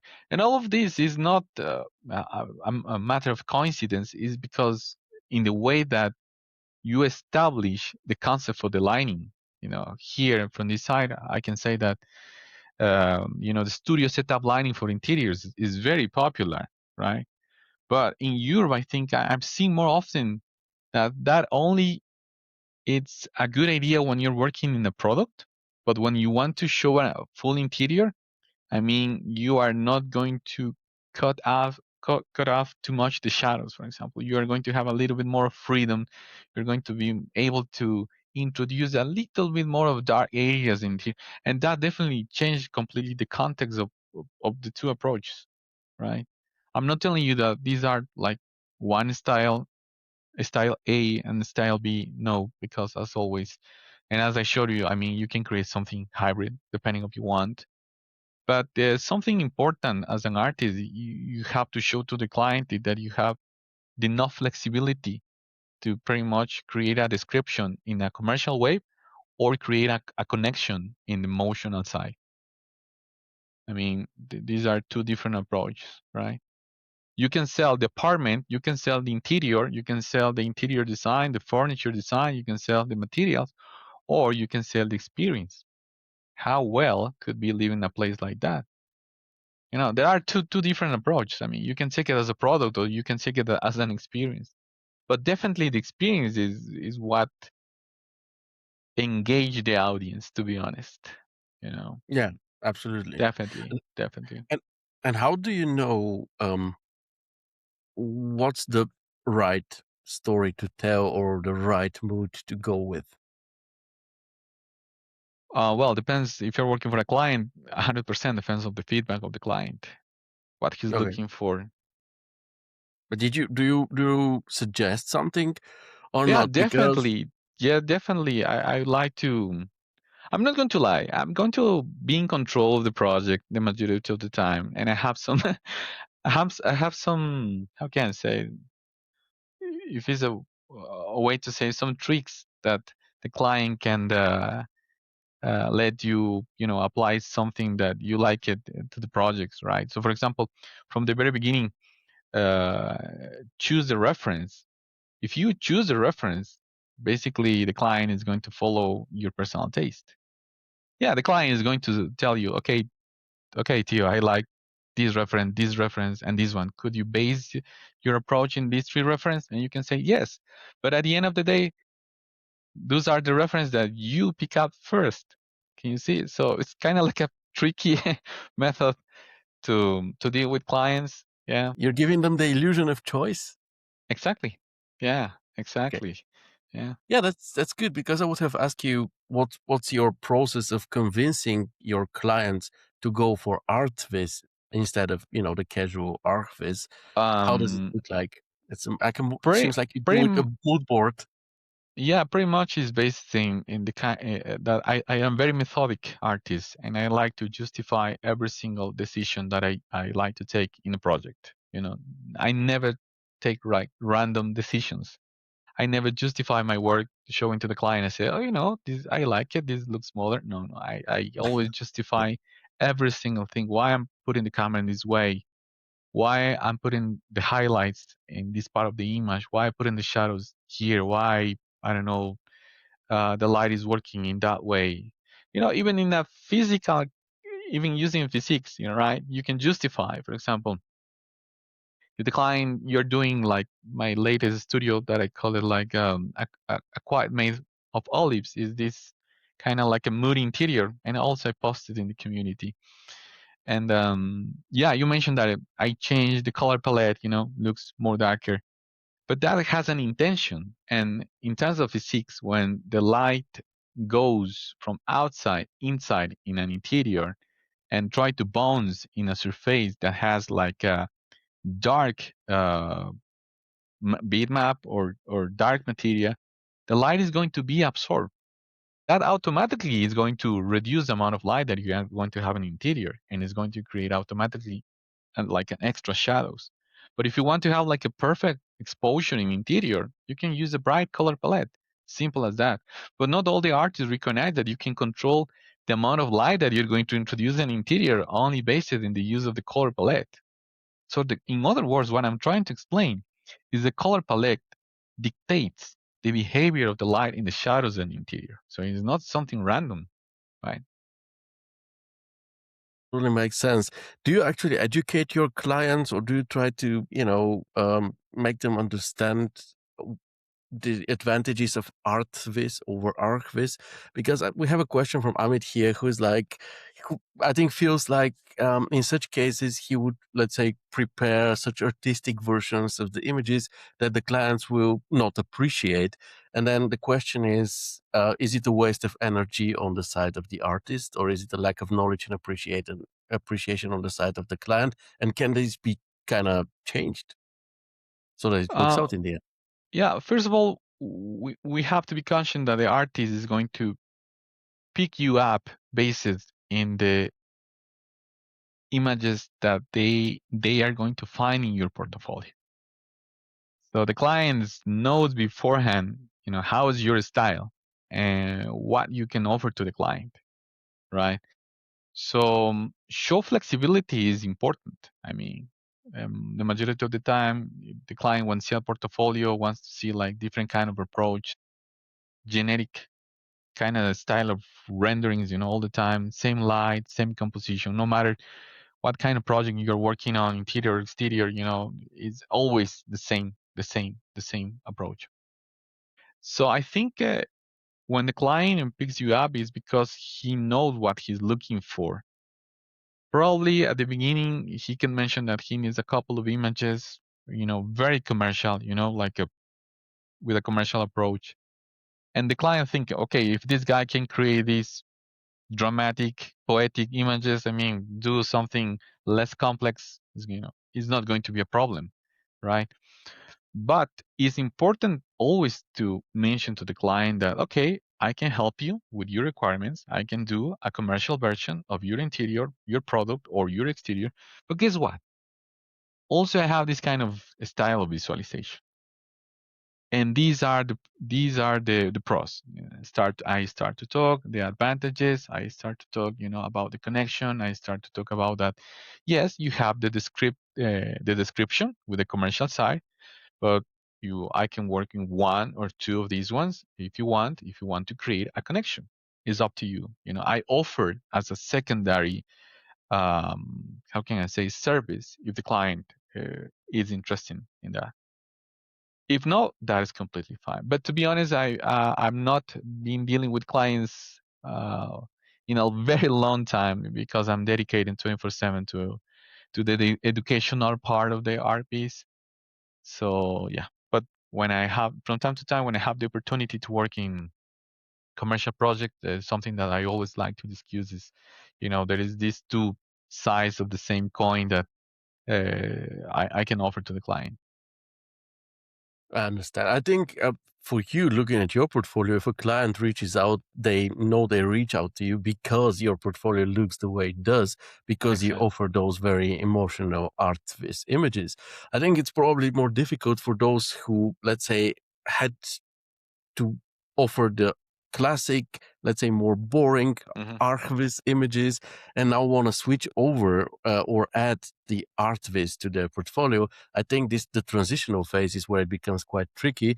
But I guess this is where the personal projects come in, where you Exactly. take some personal projects, create some of those artistic images, add them to your portfolio so that you can fall back to them when a client wants to see that you're capable of doing something like that. Exactly. Yeah. I mean, that is the key, show flexibility. I think that is the key. As a 3D artist, we have to be able to create any kind of request that the client, is looking for, right?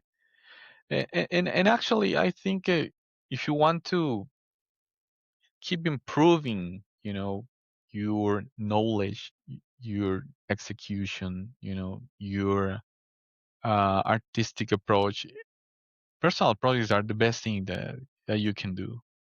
I'm not going to tell you that you have to create like one or two per month, but I don't know, probably one or two or three per year could be more than enough if you have the chance to express all the inner skills that you have, but you don't have the chance to show it in a commercial environment, right? That is going to allow you to create as a 3D artist, definitely. And I think, as Nico said, with personal projects, like with commercial projects, you need to deliver. With personal projects, you can challenge yourself. And even if you Exactly. maybe over challenge yourself and maybe you cannot quite succeed, this is where you can fail so that you can learn. with personal project because you go overboard because you try out something new or something like this. Whereas when it comes to commercial work, you need to be completely stable. You need to completely deliver everything. So, and also let me tell you how often I quote you. I think it was from the 24 Hours of Chaos, where you were talking about the importance of personal projects also for Yeah, the soul of an artist, that even yeah, to recharge the creative batteries. exactly. And Amit is saying something else like, if let's say you work on a project and it doesn't turn out quite great, it has potential, but the images are let's say the boring ones, you can always deliver them in this phase or in this with this look, and then you can rework them for your portfolio and give them, the artistic look that you think they deserve. What would you say about this? Yeah, I mean, I mean, there is no such a thing like a boring projects at all. We can call it in that way because as an artist, the challenging part is trying to find the beauty in everything. I think that is the challenging part. I've been doing a lot of projects that basically I don't feel comfortable from.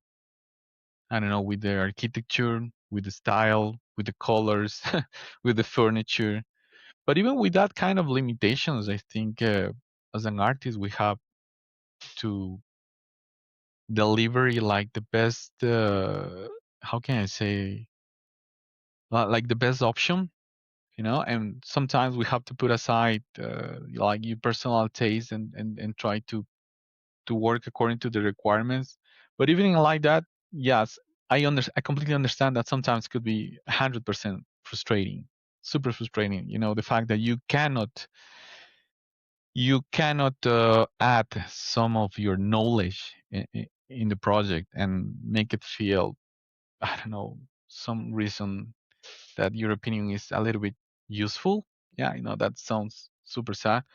But uh, the advice that I can give you is just try to create like the best version possible. I mean, don't mix your personal emotion with the characteristics of the project. We have to be very professional. Not only in the execution but only in the way that we understand the requirements with the client. For the client, could be an exciting project, right? But for us, could be another kitchen or another bathroom or things like that. So it's important also be prepared as well psychologically in a psychological way that the things that you are going to do. There is always that feeling of when you finish a project, no matter if it's boring or it's not boring, that you completed, you're done. Yeah, the client is happy with the result, and yeah, that's it. Let's move on, right? I mean, there is no other way. I mean, to try to preserve a little bit of your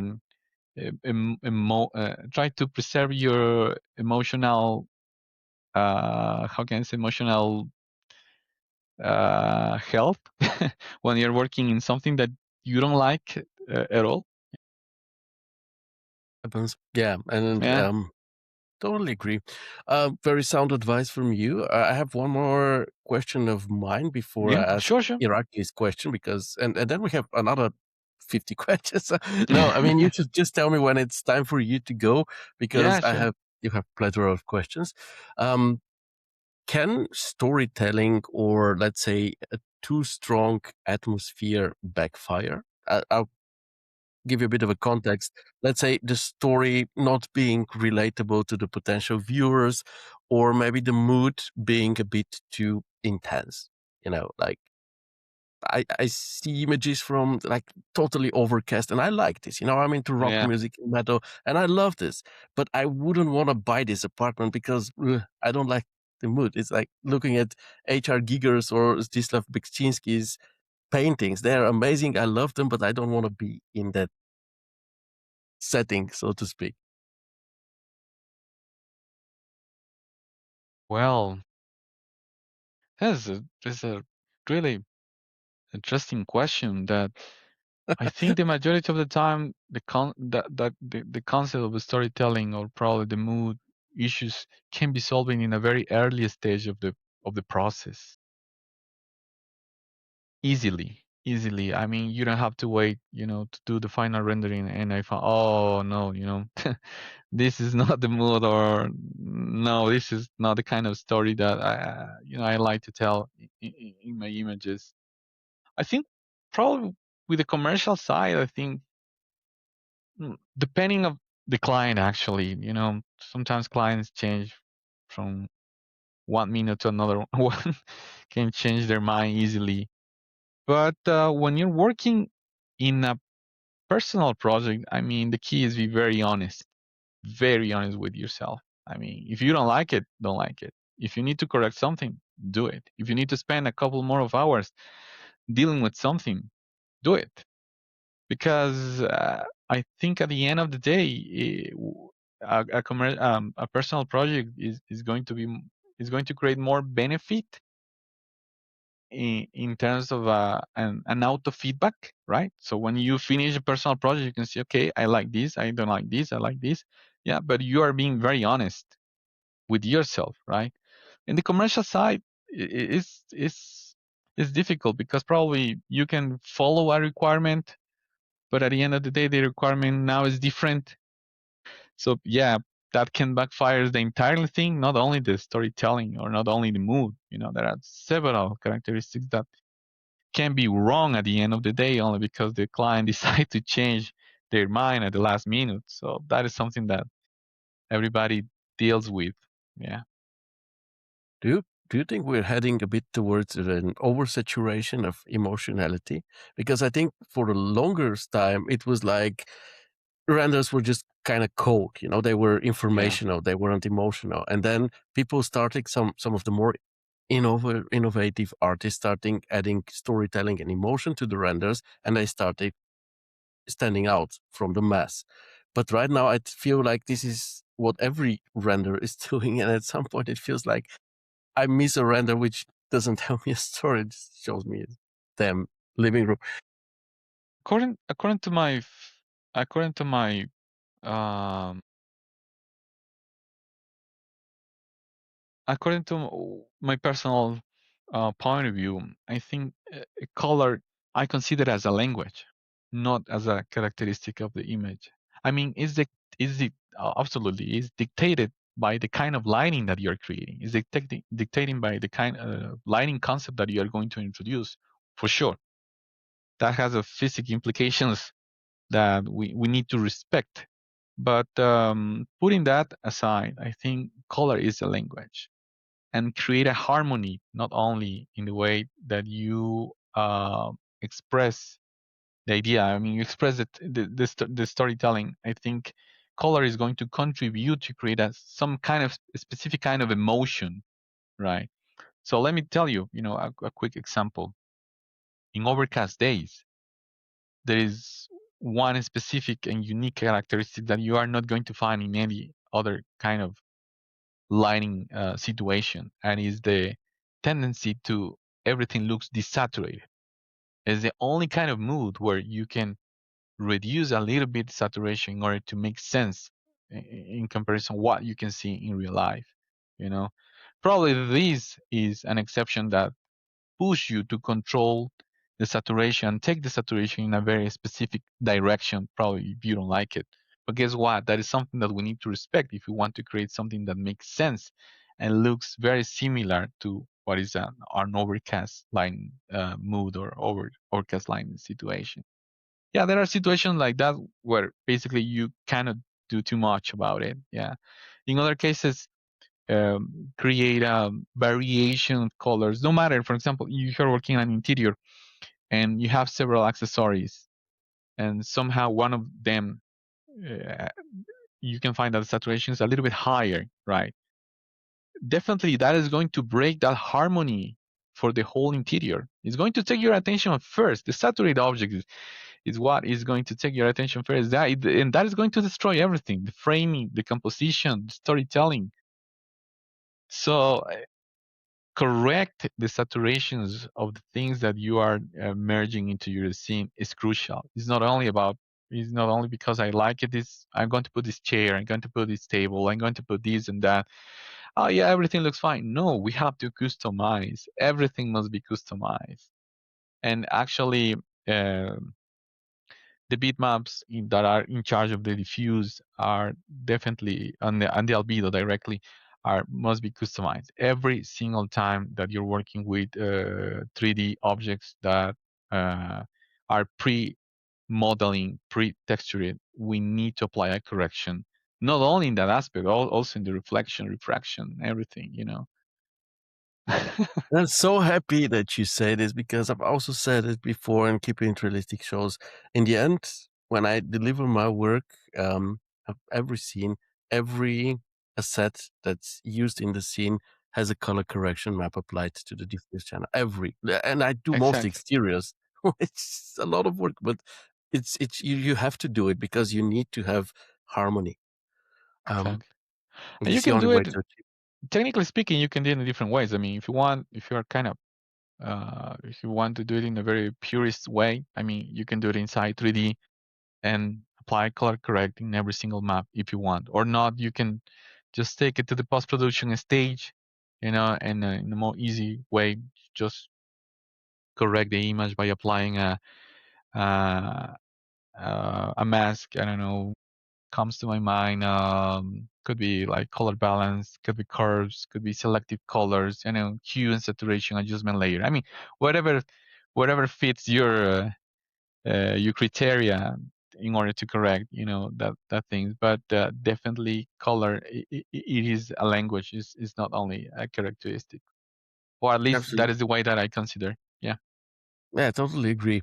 Now we come to Irakli's questions that are very interesting and kind of belong together. So he says, how much post processing do you do, let's say, on an image in percentage, on average? Oh well, depends. Depends. In the last years, I've been trying to develop a very practical workflow that allows you to have like a pretty much images that looks 90, 95 done directly from Corona Buffer. So what I really like to do in post production, it is the depth adjustment, in a way to say, is a technique that I create by using the Z depth, where I like to use the overall depth sensation using the C depth as a mask. Probably my current students and my ex students are going to understand easily that technique. And I like to improve my color grading. That is basically what I like to do in the post production part of the process. Uh, if you want to go a little bit more deep and add more details, for example, I like to add a first color grading approach directly in the buffer, right? So I can use curves, I can use LUT files, and sometimes not one. Sometimes could be two, three, four, five loops with different kind of opacities, of course. Yeah, obviously. And in Photoshop, I like to complement that. So the work in Photoshop is going to be easier. And in terms of percentage, right now is 5%, probably mostly 10%, if I can exaggerate. Yeah, probably if it's a 5 7, the other 3% is the upscaling, where I apply it in order to improve the detail and things like that. But yeah, I think I'm gonna say that is something between 7 5% the post production.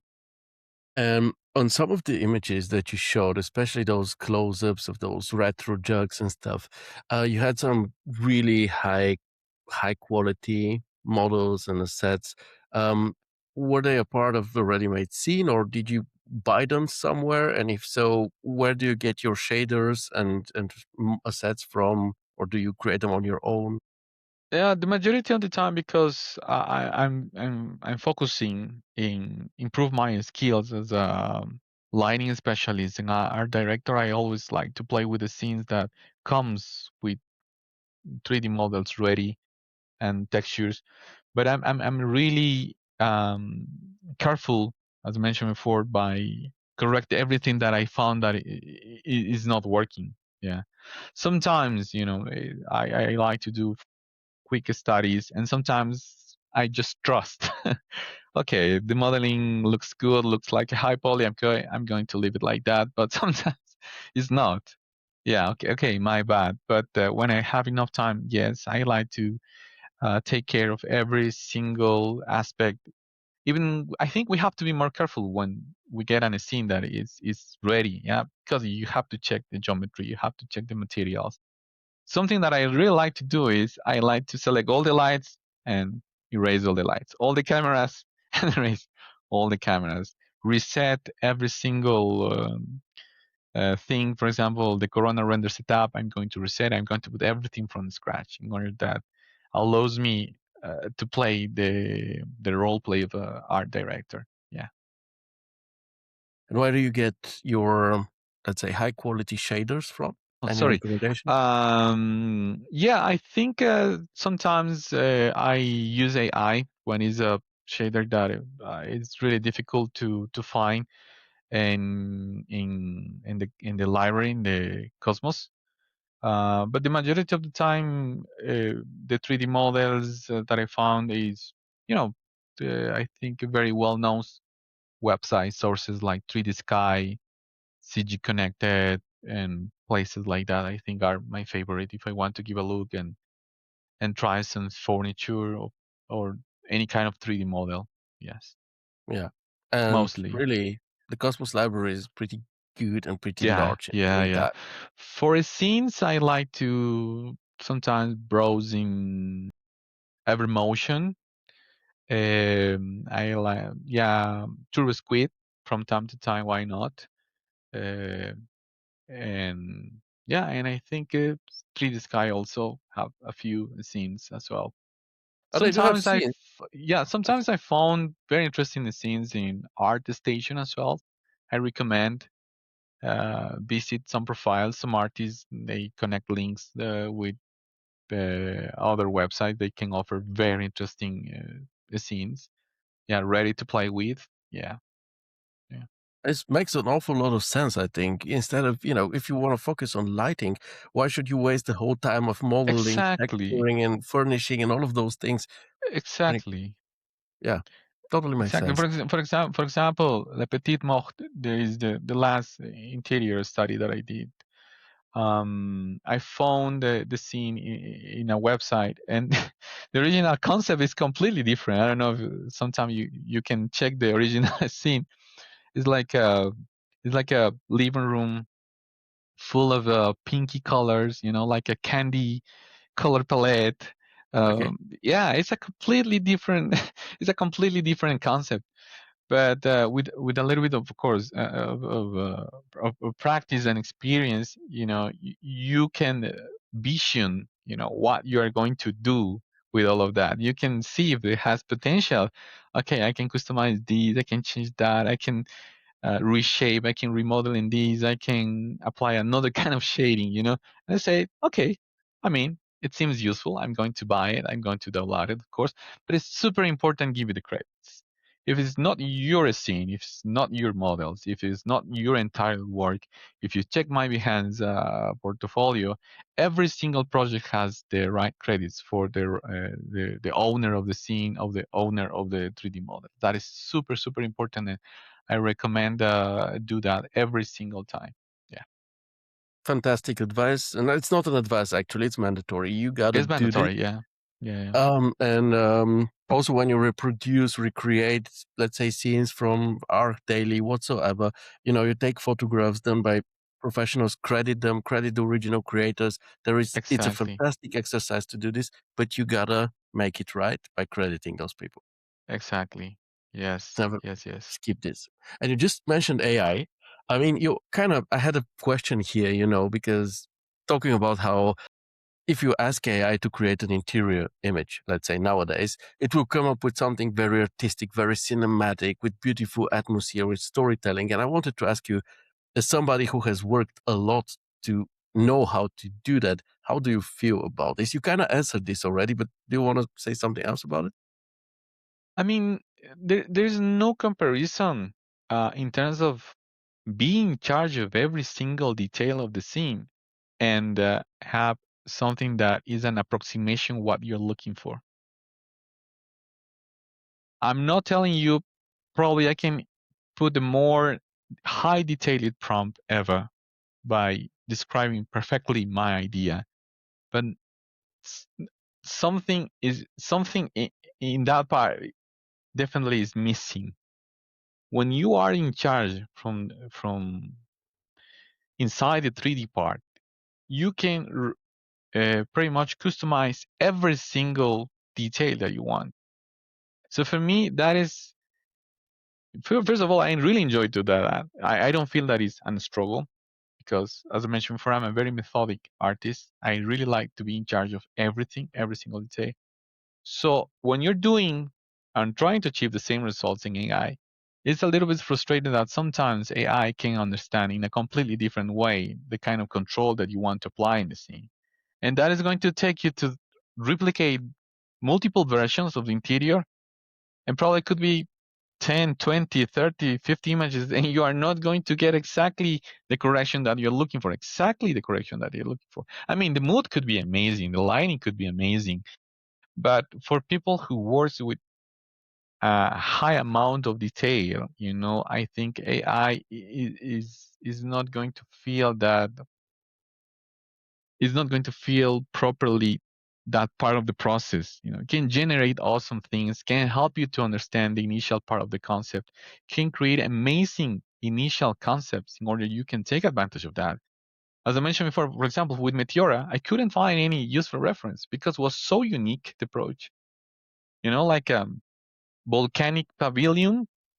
I put it in Google, volcanic pavilion, and zero coincidence. Probably the AI can help me to understand how the light, how the rocks are going to look like inside these contexts, but that's it. I'm not going to use it as a final output. It's going to help me to understand so many things in terms of physical reactions, PBR materials, compositions, light simulation. I mean, that is a fantastic tool, but I'm not going to take it entirely as a result. Well, at least that is my point of view.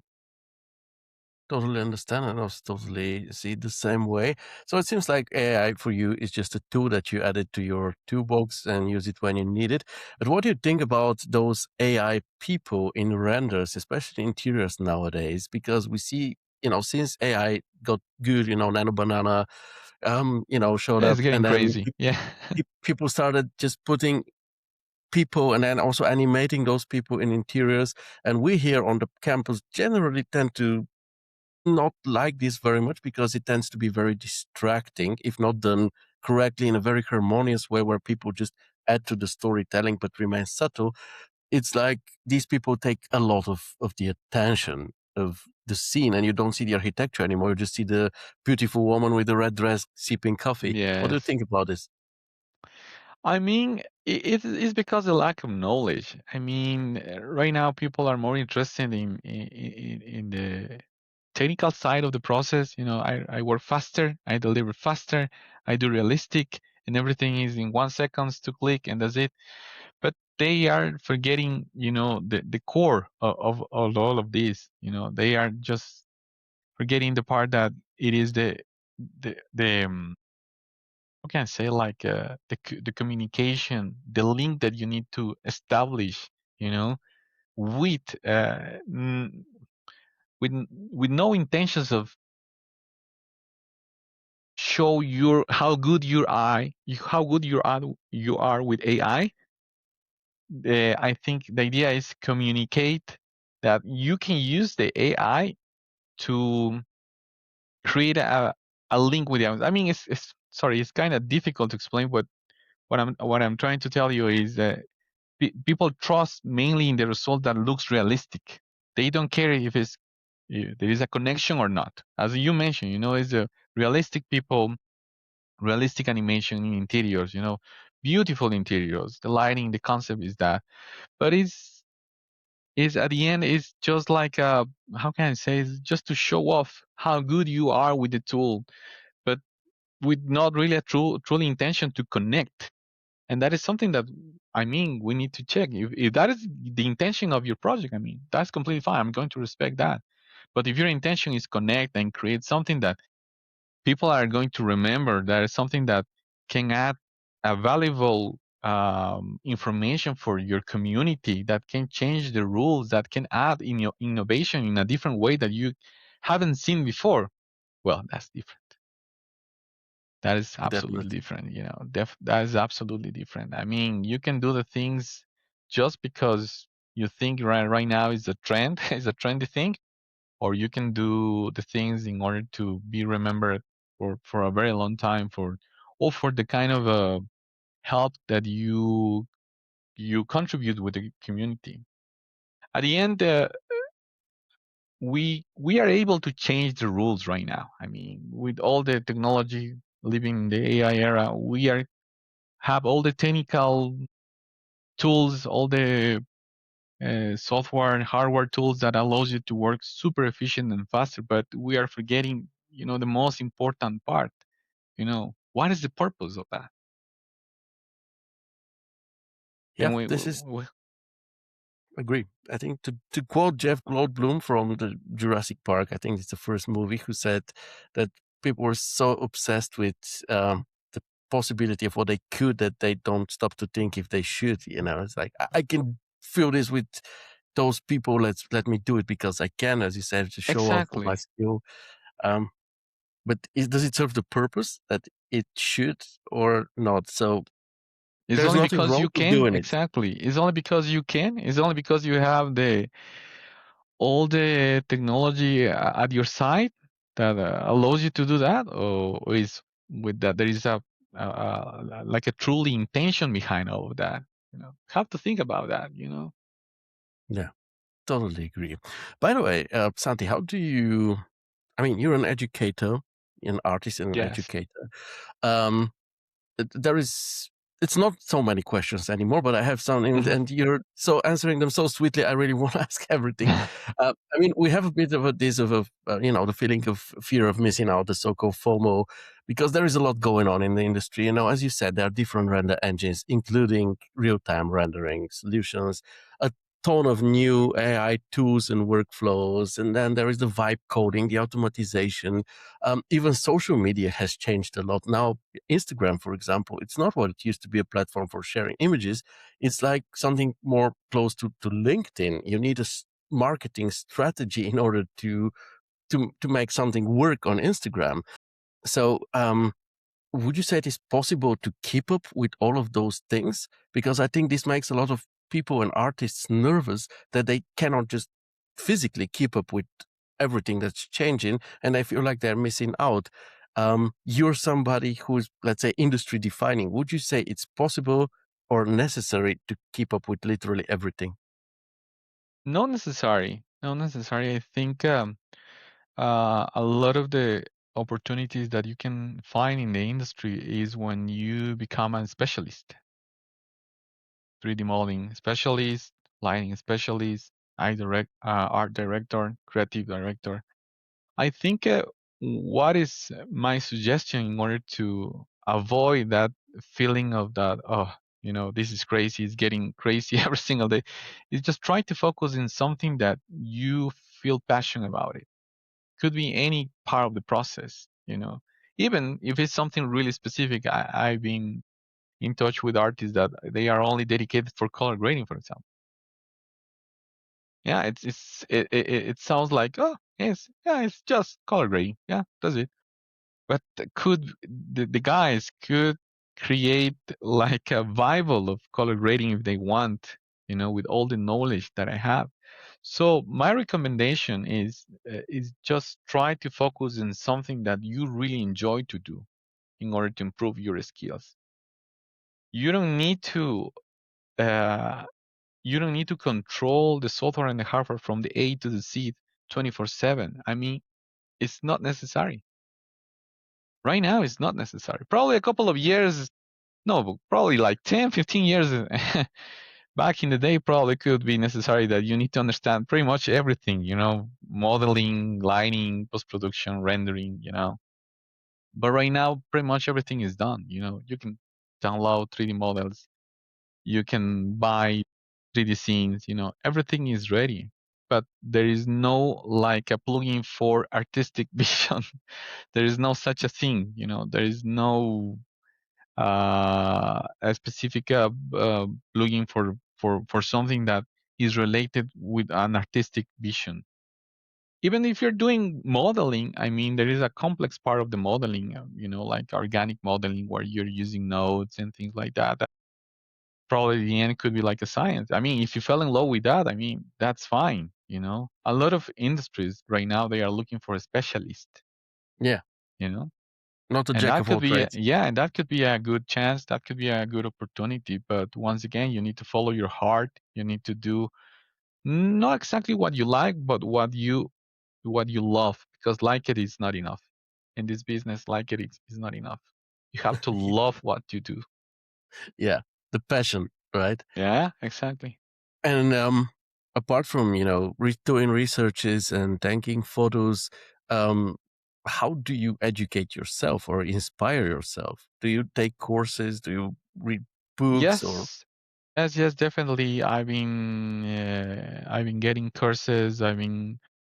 As I mentioned before, I'm a self-taught artist. Education is one of the most important part of my daily basis. There is always something that I need to improve. In the last years, I've been focusing, as I mentioned before, to this biological side of trying to understand the way of thinking of the artist. And right now, in the last months, I've been dedicating a little bit more of time to the study of AI, to the technical side, actually. But the inspiration comes from many, many things, actually. And as I mentioned, and I repeat again, the majority of the information that support my personal philosophy are not directly related with architecture. I've been studying color psychology for years. I've been studying color theory from the very beginning. I've been researching about storytelling, I think, for the last 10 years. I've been studying aligning concepts for a decade. And the source that I took are different every single time, because depends on what do you think you need to improve about it. For example, there are a lot of movies, a lot of TV series, even music that can suggest you to emphasize something that you want to understand. I mean, there is no genetic information outside in the internet that is going to allow you to be a better artist. There Yeah. is no like the perfect course. There is no the perfect training that allows you to pretty much be in control of everything. I mean, the more specific it is, the kind of knowledge that you're looking for, I think is going to add more valuable information to your workflow. I think makes sense, because that is going to create a unique characteristic that you can add to your own style. See, I think that is important. And every single experience in my life, the small experience one, can add and can improve one of my skills. For example, I like to do trail running. I like to do enduro. I like to ride bikes. And when I went to the mountain and I started to run, I really like to focus on, for example, how is the behavior of the volumetric material. Why the fog is working in that way? I just keep attention in that. It's just you just stop like 1 or 2 minutes to try to understand how is the color, how is the saturation, how is the density, and that little event can change everything. So it's like a micro learning events that you can take advantage of that. It's not necessary that you go to YouTube and start to devour videos about architectural visualization, because as I mentioned before, the more specific is the kind of knowledge that you're going to learn, the more specific also is going to be your result. And that is going to contribute to create a very unique style that people probably, after a couple of years, is going to recognize. Oh, I've seen that before. Or even in my students, when I see some of my students work, oh, probably you study with Santi, or you took lessons with Santi. I can see that. I can see something that Yeah. similar in your work that I'm seeing Santi's work. Yeah. A student of yours shared the work today, and Yeah, it was same. Yes, to yes, see yes. Santi in. But you made a great transition to my last question, which would have been about, your personal side, because it seems like you really don't spend 24/7 in front of the monitor or in front of the screen. You No, do no. other things. And how Yes. important, please give this message. I mean, I'll ask you afterwards for a message specifically for the Chaos Campus, but please tell the audience how important it is to do other things rather than only sit in front of the PC. You already started talking about that. It's super important. Super, super important. Right now I have a mentorship service that pretty much is I'm spending a lot of time working one on one with the students. And I think I found in sports, I found a very practical way to release stress. I do sport every single day. I like to run. I like to take my bike. Also go to the mountain, and it's crucial because in my case, I can release all the tension, all the stress from the day. Also, I'm dad of two. I have two boys. One is 7 years old. The little one is 1 year. I take care of them when my wife is out of home. She's a pediatrician. She spent a lot of time outside. She spent a lot of time in hospital. So yeah, I take care of my little boys. I do sports. I work as a CG mentor, and yeah, I think sports pretty much is it's something that I think even allows you from time to time see the things clearly. When your level of stress decrease, you are more focused and you are more able to concentrate and the things that are really worth it. Otherwise, I don't know, you can feel the frustration easily, Yeah. easily. You can feel a lot of frustration. Sometimes you can deny it, no, it's part of the business. It's part of this, but yeah, it's super necessary, be an active person. Yeah. And also get other impressions other than sitting in front of the PC, because you can research impressions in order to find references, but these are already gone to the prism of somebody else's feelings, Exactly. views, and stuff. You need to create your own impressions if you want to stand out, because individuality comes from you, not from Exactly. you Yeah, know, totally see what agree. the others do. This is what you do in order to learn. So it was very important and very, very awesome for you to say this, because people, I mean, he's already asking like, how, for apart from work, how much the time do you spend for other activities and with your family, for example? How do you manage it? Like, Yeah. it's priorities, right? Yeah, exactly. Life is about priorities. Exactly. Absolutely. Santi, your message for the Chaos Campus. Well, thank you so much for this opportunity. I have a great time with you too.